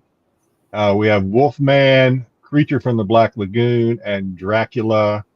I was looking for the mummy for Styx. No mummy yet. Yeah, probably 3.5. 3.5, I guess. These are three and 7, like 3 3.75. Yeah. 3 3/4. Yeah. I like that Wolf. We have also from Super 7, we have Swinguli.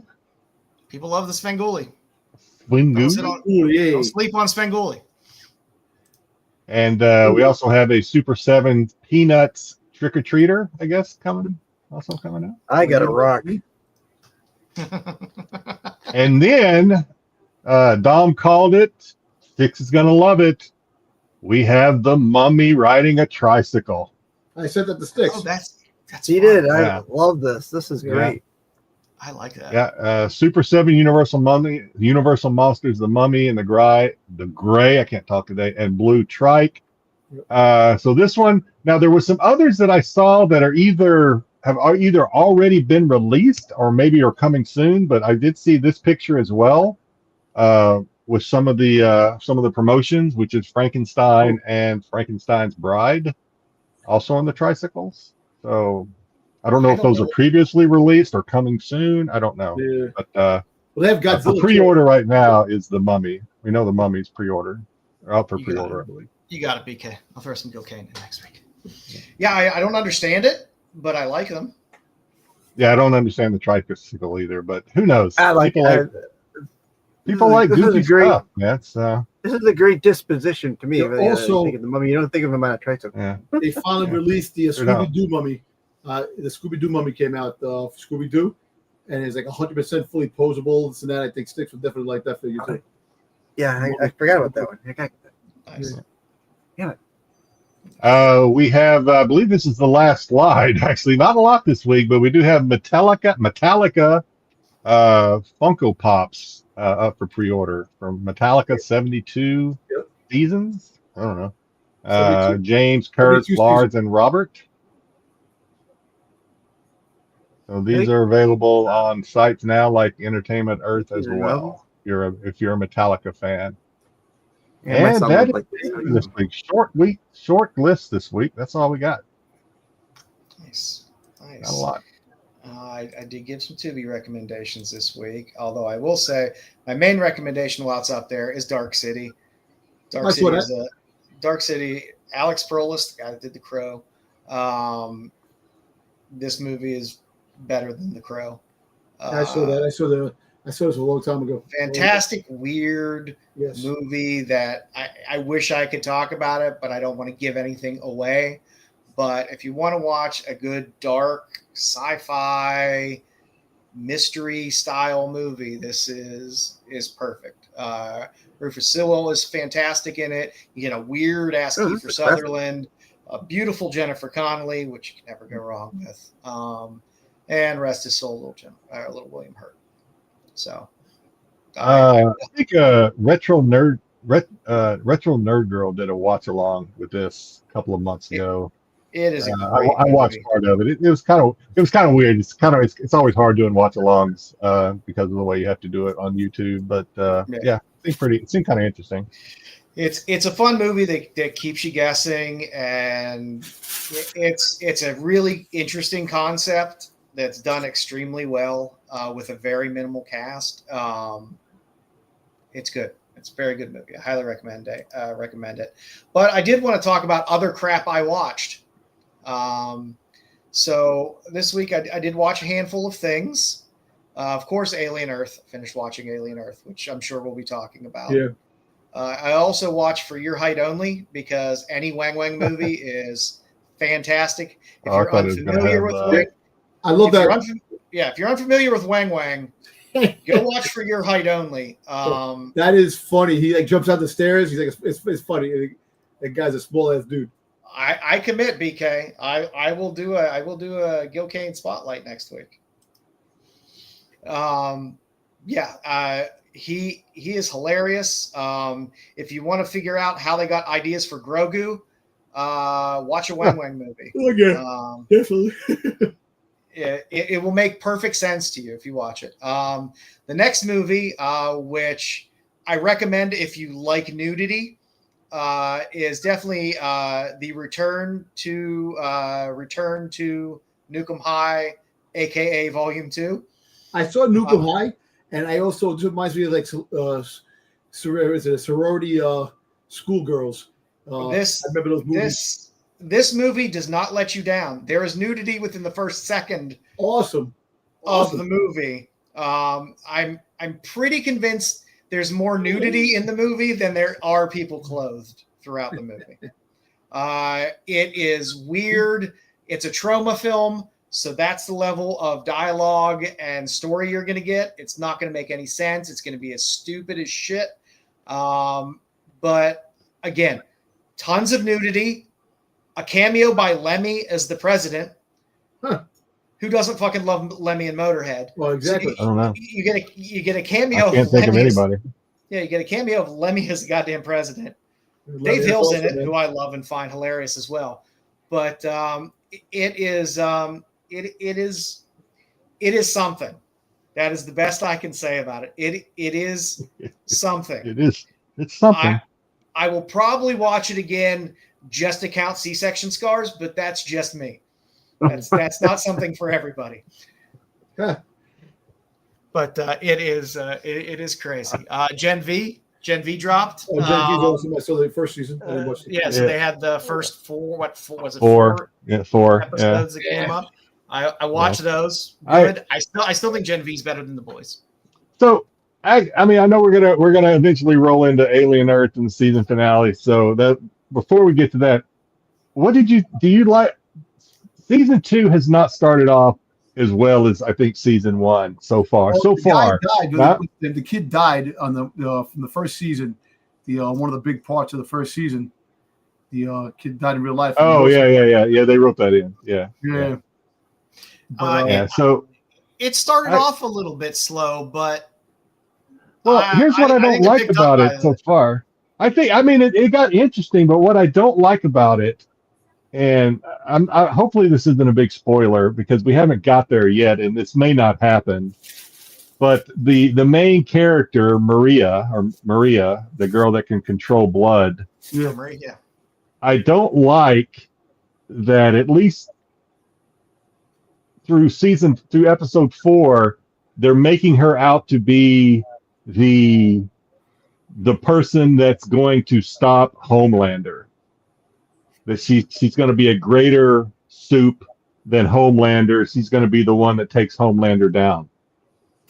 Now, I don't understand, and I've never read the comic books, but if that's true, and I don't know if there is a Gen V comic book, if they're just writing this as an accompanying story to the boys, if she ends up being the one that takes down Homelander, then what is the use of the boys? To me, it just dilutes the boys story and makes it less important, I guess. If they make her being the, and I don't know if they'll 100% go that route. Now, again, they're saying they may not, but you see it, you saw it. Yeah, they're saying she has the potential. We'll see where that goes, but again, it's just interesting to see the universe expand, and you get a little more insight into the experiments and. We're getting a lot more cameos from the 7. They're doing 7s. We saw Starlight, we saw Fish Boy, some of the others too. But anyway, I'll be interested to see where it goes. I'm gonna keep watching. Like I said, I enjoy this. Like the boys, the last season of the boys, I didn't enjoy that much. I thought it was just a little overtly political and on the nose. I was worried through episode 1, maybe 2. By the way, some of the stuff they have in here is just so outlandish. It's funny. It's hilarious.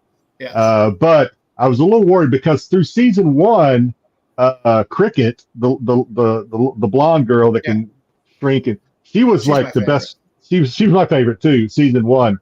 And I was a little worried through episode 1 into episode 2 that she wasn't going to be as cool as good, but then in episodes 3 and 4 for sure, she took off. She is again the best part of this, the best one. She is the best part of the series.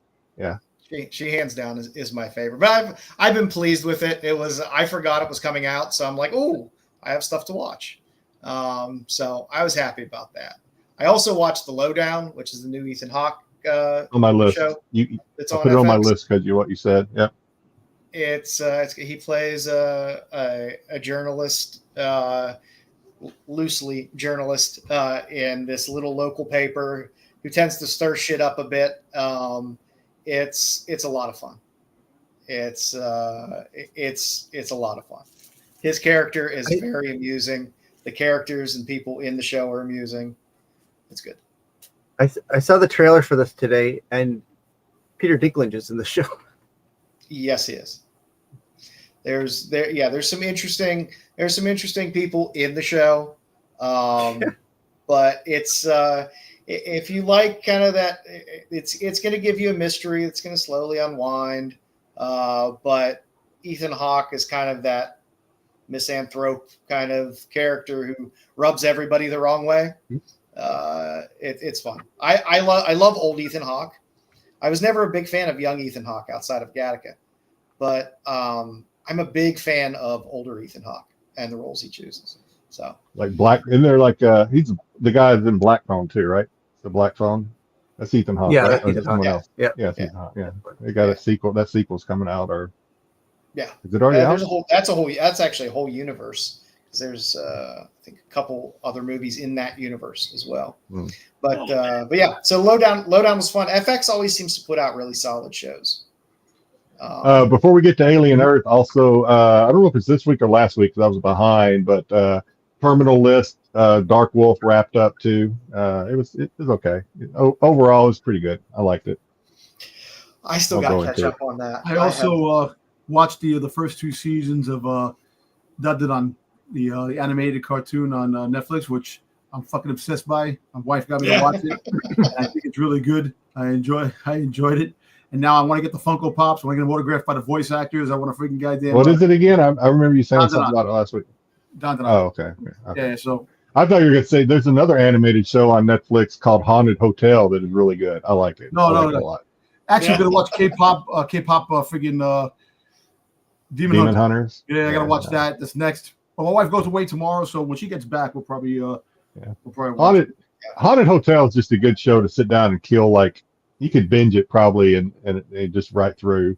It's actually pretty good. I recommend it just for it's a nice family cartoon. It's not over the top or anything, but it's pretty good.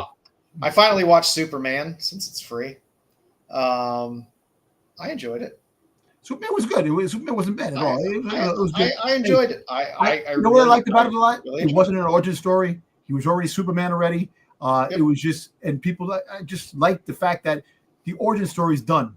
How many more times can you say if these characters, the origin stories? No, I thought they did a great job with it. I also watched Megan 2. Oh, how was that? Oh, I haven't seen that yet. Megan 2, what's it? The girl from It's Ahsoka. It's a Blumhouse. It's a Blumhouse movie. Yeah, she is in it. Shintani is whatever. I forget her real name. And what's that on? I gotta watch that. Is it on? What was that on? Was it on Peacock? I think it was on. I'll Google it. That's fine. It's not a good movie. Yeah. I didn't think it'd be too great. But she was in it, so that's why I watched it. So it's watchable. It's not good, but it's like, okay, I watched the movie. It's a good. Transition now to what. So, what did you guys think of the season? Hopefully, not series finale of Alien Earth. I got me and my son. My oldest son calls me every Wednesday after we both watch it. I was okay. My son was disappointed. He said that the season finale ruined the entire season for him. Well, so I'm very interested to see what other people think. I am going to tell you this. They had to wrap it up a way where it's going to go to a season 2. That they were talking about season 2. They haven't said a season 2 just yet. And if we do get a season 2, 2027, late 2027. So you could wait over a year. My main thing was Boy Cavalier. Boy, I wanted that. You wanted comeuppance to get killed. I wanted that bitch to get killed. That was my main thing. They teased it with that eye. They teased I know.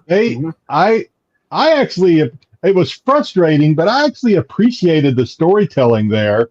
And then the fake outs that you thought he was going to get the eye, and then you thought the brother was going to get the eye, and then at the end, Arthur gets the eye. Yeah. See, but I tell you what, I thought the ending was okay. I thought the ending it ended the way you're going to open up for season 2. You know, now we're going to say if season 2 does happen, it's got to be a time jump. They have to have a time jump. You know, the cyborgs are taking over. They're no longer kids. They're taking over. But it's kind of crazy how they tied up. What? Can't be too much of a time jump. I agree with Styx. I don't know how you do a time jump. Yeah, but if you're doing a time jump in 6 months, you're going to have one with Tiny coming in. They're coming in to get their stuff, their merchandise back. So it's got to be a little bit after, maybe a couple of months after. I mean, okay. So what are we going to get? Are we going to get? What's the company? Weyland-Yutani. Weyland-Yutani. Is Weyland-Yutani going to capture the kids? Or the aliens that are on the cage? I like when the aliens just chilling in the cage with the baby xenomorph. Yeah, I like that too. I liked it too. I like the fact that I didn't get the Alien versus Alien, but I was okay with that because we have her controlling basically the aliens. She's Like, the queen. she's like the mother. She's the mother. imprinted mother for the aliens. But you know what? But no, I want to go back to how you think we need to jump 6 months, because we have to know what happened on that island in the next 5 minutes. But you see, if you're gonna go right after, I don't think any show goes directly right into the ending of the season before. They usually skip a little bit. A couple of weeks later, they might go back to flashbacks to show you some stuff. But I don't know. You know, my thing is that I think they ended in a way where you can have a season 2, but they also ended in a way where the story's done. That's it. They captured. I agree. I think they did end it in a way that if we don't get a season 2, that they did wrap it up, but not comfortably, really, because I think at the end you also see the brother finally realizing that his sister, there's no saving his sister, that she is now a danger to humanity, basically. Yo, dude, she could stop freaking other cyborgs in their tracks, and computers. Yo, that's kind of crazy, man. Like, what the hell? I would have liked to seen the brother get roughed up a little bit more, because I just don't like him. Well, you know what? He was naive as fuck through the entire thing. Girl got eaten by the plant creature. That was crazy. Yeah, she kind of had it coming, though, because I wouldn't say she had it coming, but she was the one that kept saying through the whole thing how much she wanted to stay, and she felt like it was like skate duty, as we say in the military, skate duty. She was like, and then at the end, she kind of realized that, okay, well, I fucked up. No, listen, Terry, it takes place 2 years before the original movie, so it can a little time jump. You can have a time jump. Yeah, me and my son got into a disagreement, and he actually turned out being right, because I Googled it. This is not, according to Google, you guys may disagree based on what you've heard, this is not necessarily canon. According to Google, this takes place in an alternate universe than the original Aliens. I don't know, man. All I know is it's 2 years. It's 2 years before the original Alien. I don't remember. I think they can make it. I think they can make it canon very easily. But again, I thought it was canon, that mostly based on what you guys have told me. But then when I Googled it, it said not necessarily canon, or something to the effect that it takes place in an alternate universe. I'll Google it right now and see what it says. Everything always depends on how well it's received. Yeah. Because when it's not received poorly, of course they're going to want to dump it from any type of canon. You see, this is the problem we have. How many great shows ended on a subpar finale? You know what I'm saying? Like, if you end on a finale where it's like amazing that you can't wait, anticipation for waiting for season 2. But how many series have we seen that the endings are like, really? This is the ending? Okay. So before we completely, I just Googled it. According to AI review on Google, asked the question: is Alien Earth canon to the movie? AI overview, which takes a grain of salt.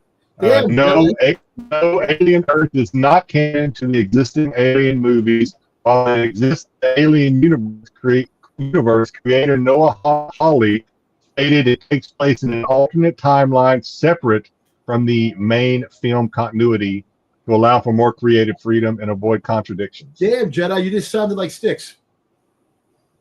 What? Oh, did I break up? You like you roboted out a bit. Maybe we got it. So yeah, so Okay. no, but we got it. So, I mean, they could do whatever they want. They could easily go back on that and say no. It's you see, Jedi sounded like Cyberman. Yeah, look, my thing is that I don't know. I didn't read anything about that. That's new to me, because I heard that it's just 2 years prior to the original Aliens movie, and that's it. So I don't know. Maybe they're changing continuity because they're gonna like, it's kind of a reboot type of thing, going into like Predator versus Alien again, trying to redo that down the road. I like the idea of the competing corporations, and their control of territory. There was a map that was shown in there that people have posted on that shows the 5 corporations and the land that they control. And I find that shit interesting. Yeah, and Styx gave me a virus. And apparently the movie Badlands, Predator Badlands, is going to be a xenomorph in it. So they got to connect. Apparently a xenomorph will be in it. So well, I mean, the synth is a Weyland-Yutani synth, so you're already crossing over there. So I don't know. I enjoyed Lies! it. I enjoyed the whole season. I didn't mind. I didn't mind the ending. Yes, did I want to see Boy Cavalier get some comeuppance? Yeah. Yeah. But I liked that they kept me on the edge of my seat thinking it was going to happen, and it didn't. Yeah. I thought that was a good storytelling. Yeah. I just Even think though that we didn't get it. him laughing at the end when she says, "We're in charge now. We're taking over now." He's like, "Hey, hey, hey, hey." But he's also a little nuts in and of itself, and they are his creation. Yeah. I like when the android Timothy Oliphant's character. Oh, when his back gets broken. Well, that too, the fight, but also when he's explaining to the guy, like, you know, as a person with ADHD, you are prone to bad, basically rash decisions and making terrible decisions. Yeah, it was good, and I liked the little reveal that his assistant, the older guy, was a synth. Oh yeah. Oh yeah. That he wound up killing. And actually, you know what? It made a lot of sense when she turned around and says, "Boy Cavalier was never a boy. He grew up fast because he was 6 years old when he freaking made his first robot, so he never really was a kid." I was wondering, for a while I was thinking, is the old bald man like his first robot, or is it like programmed like his dad or whatever? Is that the robot that did it though? Personality. Yeah, so he killed his father. He Doesn't had the matter, robot kill I his guess. father, and he took over the personality of his dad. That's what he had. That's why he had him around. Was that the old man? That was the old bald man? Yeah, the old man. Okay. Oh yeah. That's what I was kind of wondering that. See, I actually I guess it doesn't really matter in the big picture. I actually thought that Boy Cavalier was an android, that he was an old dude put in a kid because he always wanted to be a kid for the longest time because of Peter Pan. So I always thought that was the scenario. But you know what? Somebody turned out. But you know what? Like I said, it ended on a way where it's a cliffhanger where it can go both ways. You can have a season 2, they go right into a season 2, or it ended just the right way, just to wrap up the story. So I'm hoping for a season 2. I enjoyed it. Again, we won't have it for a while, but I disagree with did I get what I wanted necessarily? No. Did it ruin the entire season for me? No. God, no. It didn't. No. I'll tell you, this was one of the best shows on TV at the moment, man. The writing was superb. It was great acting. Who thought that the what's his name's wife was going to get killed, which was the great at the freaking I thought the redhead was going to kill her by the window. I thought that the alien was going to kill her in the beginning. Yeah. Oh yeah. When she turned around, the alien's right there looking at her, smiling. It's fucking cool. And you got the eyeball finally found a home. Yep. In a dead man, in a rotting corpse. Yeah. That's gonna be funny. I wonder how he's gonna pop up someplace. He's going to start swimming. He's just going to start like swimming. But yeah, I don't know. I enjoy it. He's going to hop out and jump in a shark and then swim and then hop out and jump in somebody else. It was by far one of the best quality things that's been on TV for a while. Yeah. They put the money and effort into it, which I appreciate. Now the thing is, the question is, Hulu is no longer. Disney bought Hulu. The app is gone next year. So we're going to see. Yeah, I got a notice pop up on Hulu that I got a notice pop up on Hulu that my subscription jumped to $100 a month. I can't remember how much I was paying before, but I guess I'm paying more now. Well, Disney Plus is going up again too. So yeah. I mean, you have Hulu Plus with the live. I have the no commercials, and I also have HBO Max through Hulu, but I don't know if that's figured into it or not. Probably is. Probably. The good thing about Alien is, well, you know who owns the property. Disney owns the property for Alien.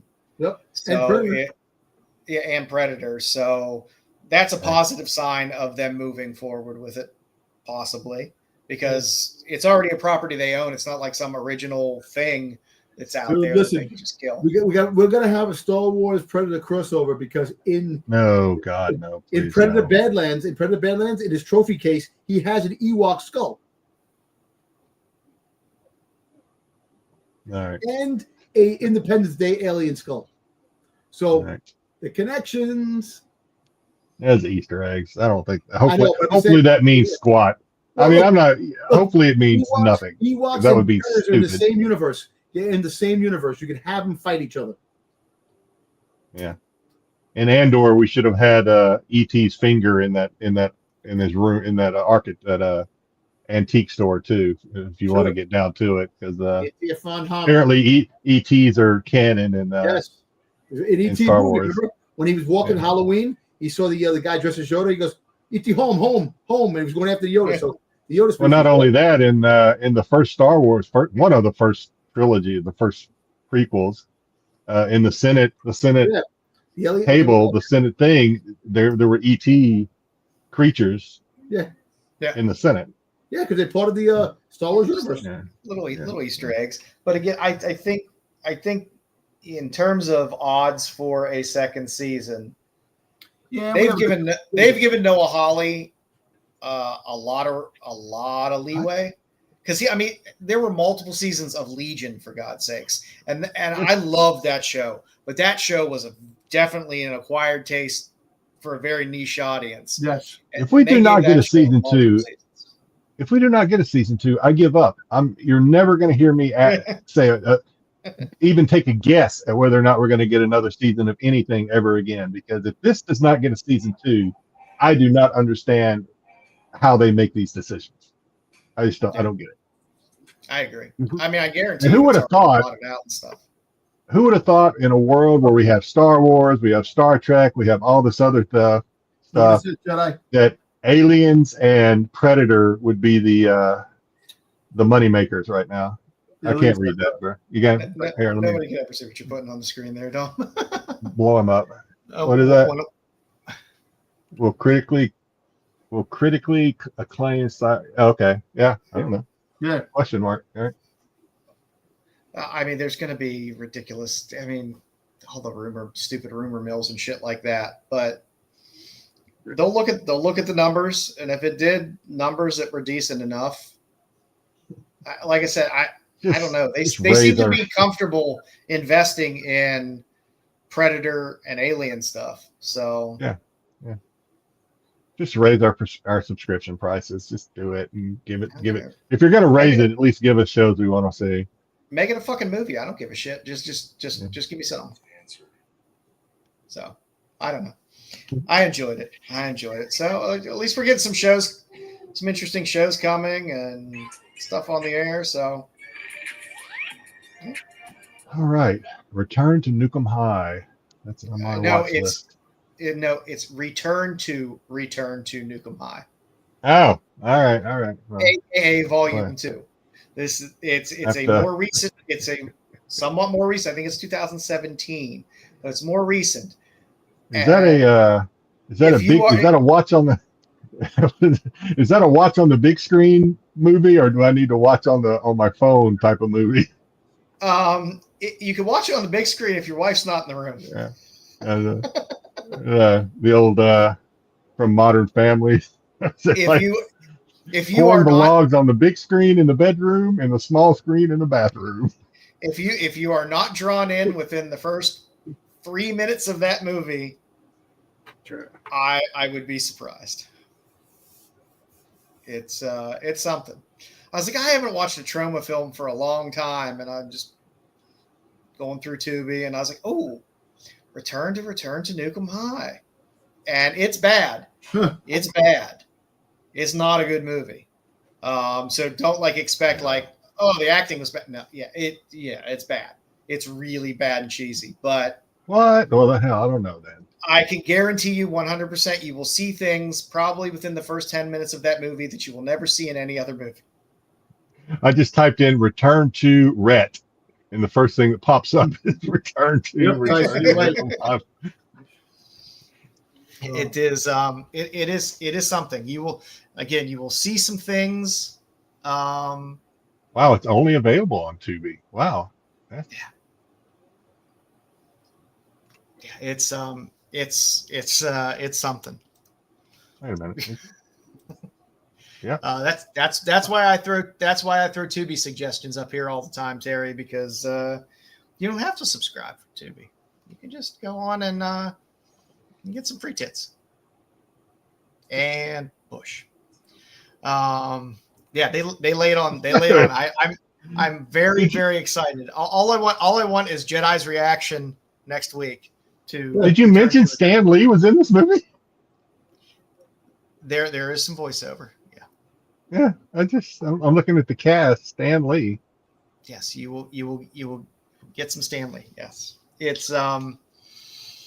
something. Like I said, give it a go with an open mind, and you will see things you'll never see anywhere else.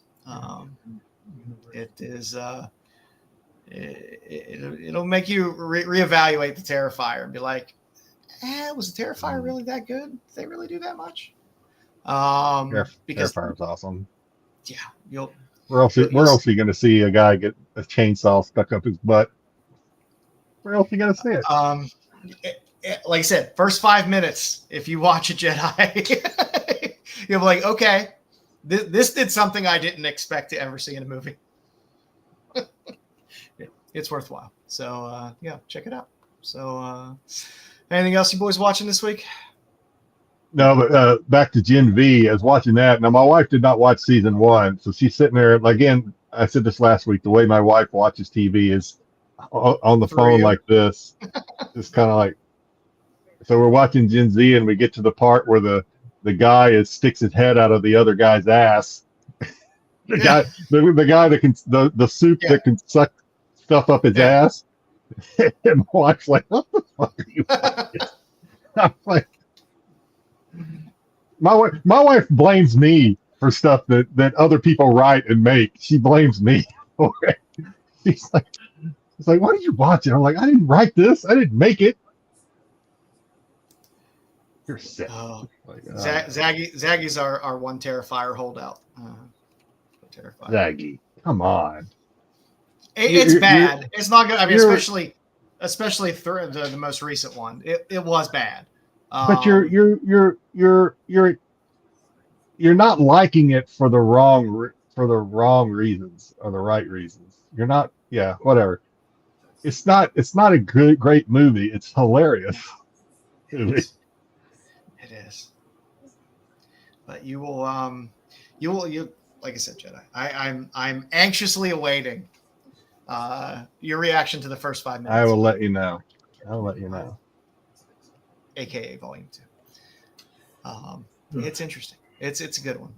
Trauma never lets me down in terms of shock value. So, leave you with that. All right, guys. You guys got anything else? No. I think we've gone on long enough today. All right. Feel free to sub up to Renovision. Always appreciate a little thumbs up. Leave some comments after the show if there's spotlights you want to see. I'm already obligated to do Gil Kane because I promised BK. So guess I'll be doing a little Gil Kane spotlight next week. Sum up to Bruce over at Kingdom of Nerds _. He always got stuff going on.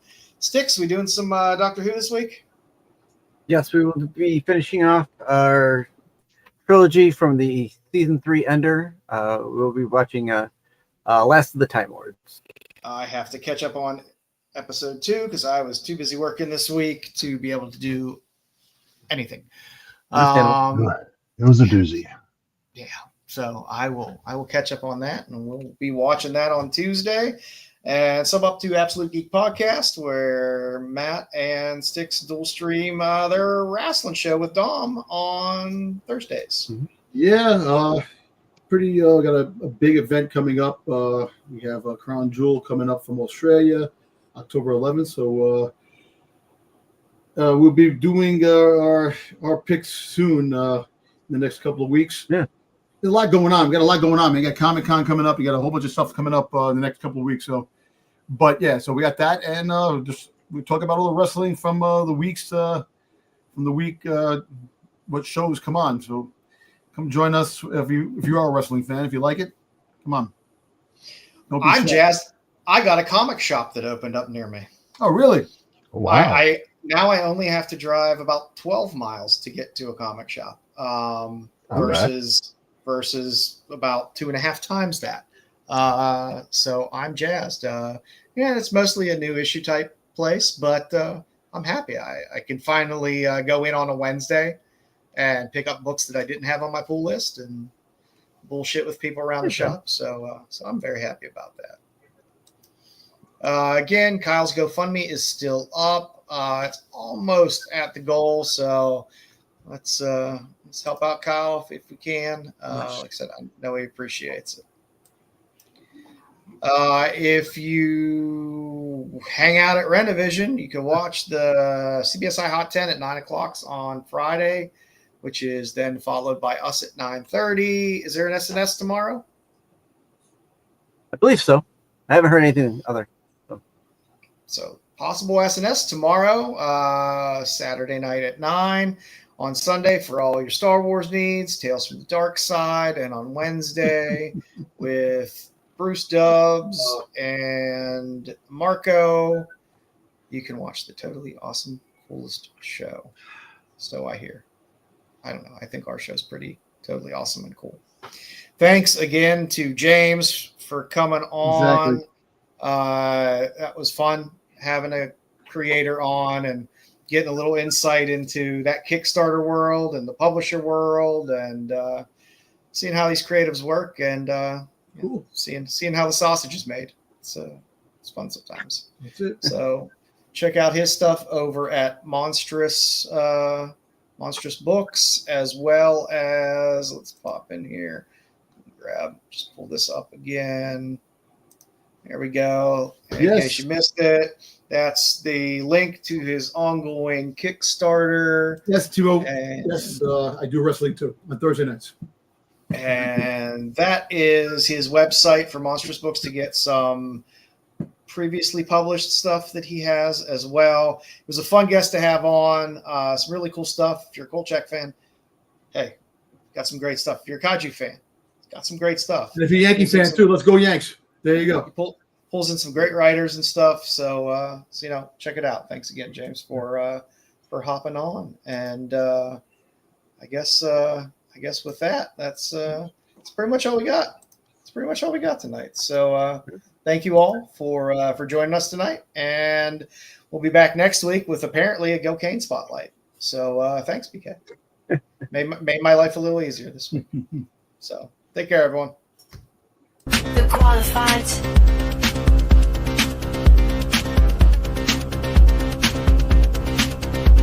The qualified. The qualified.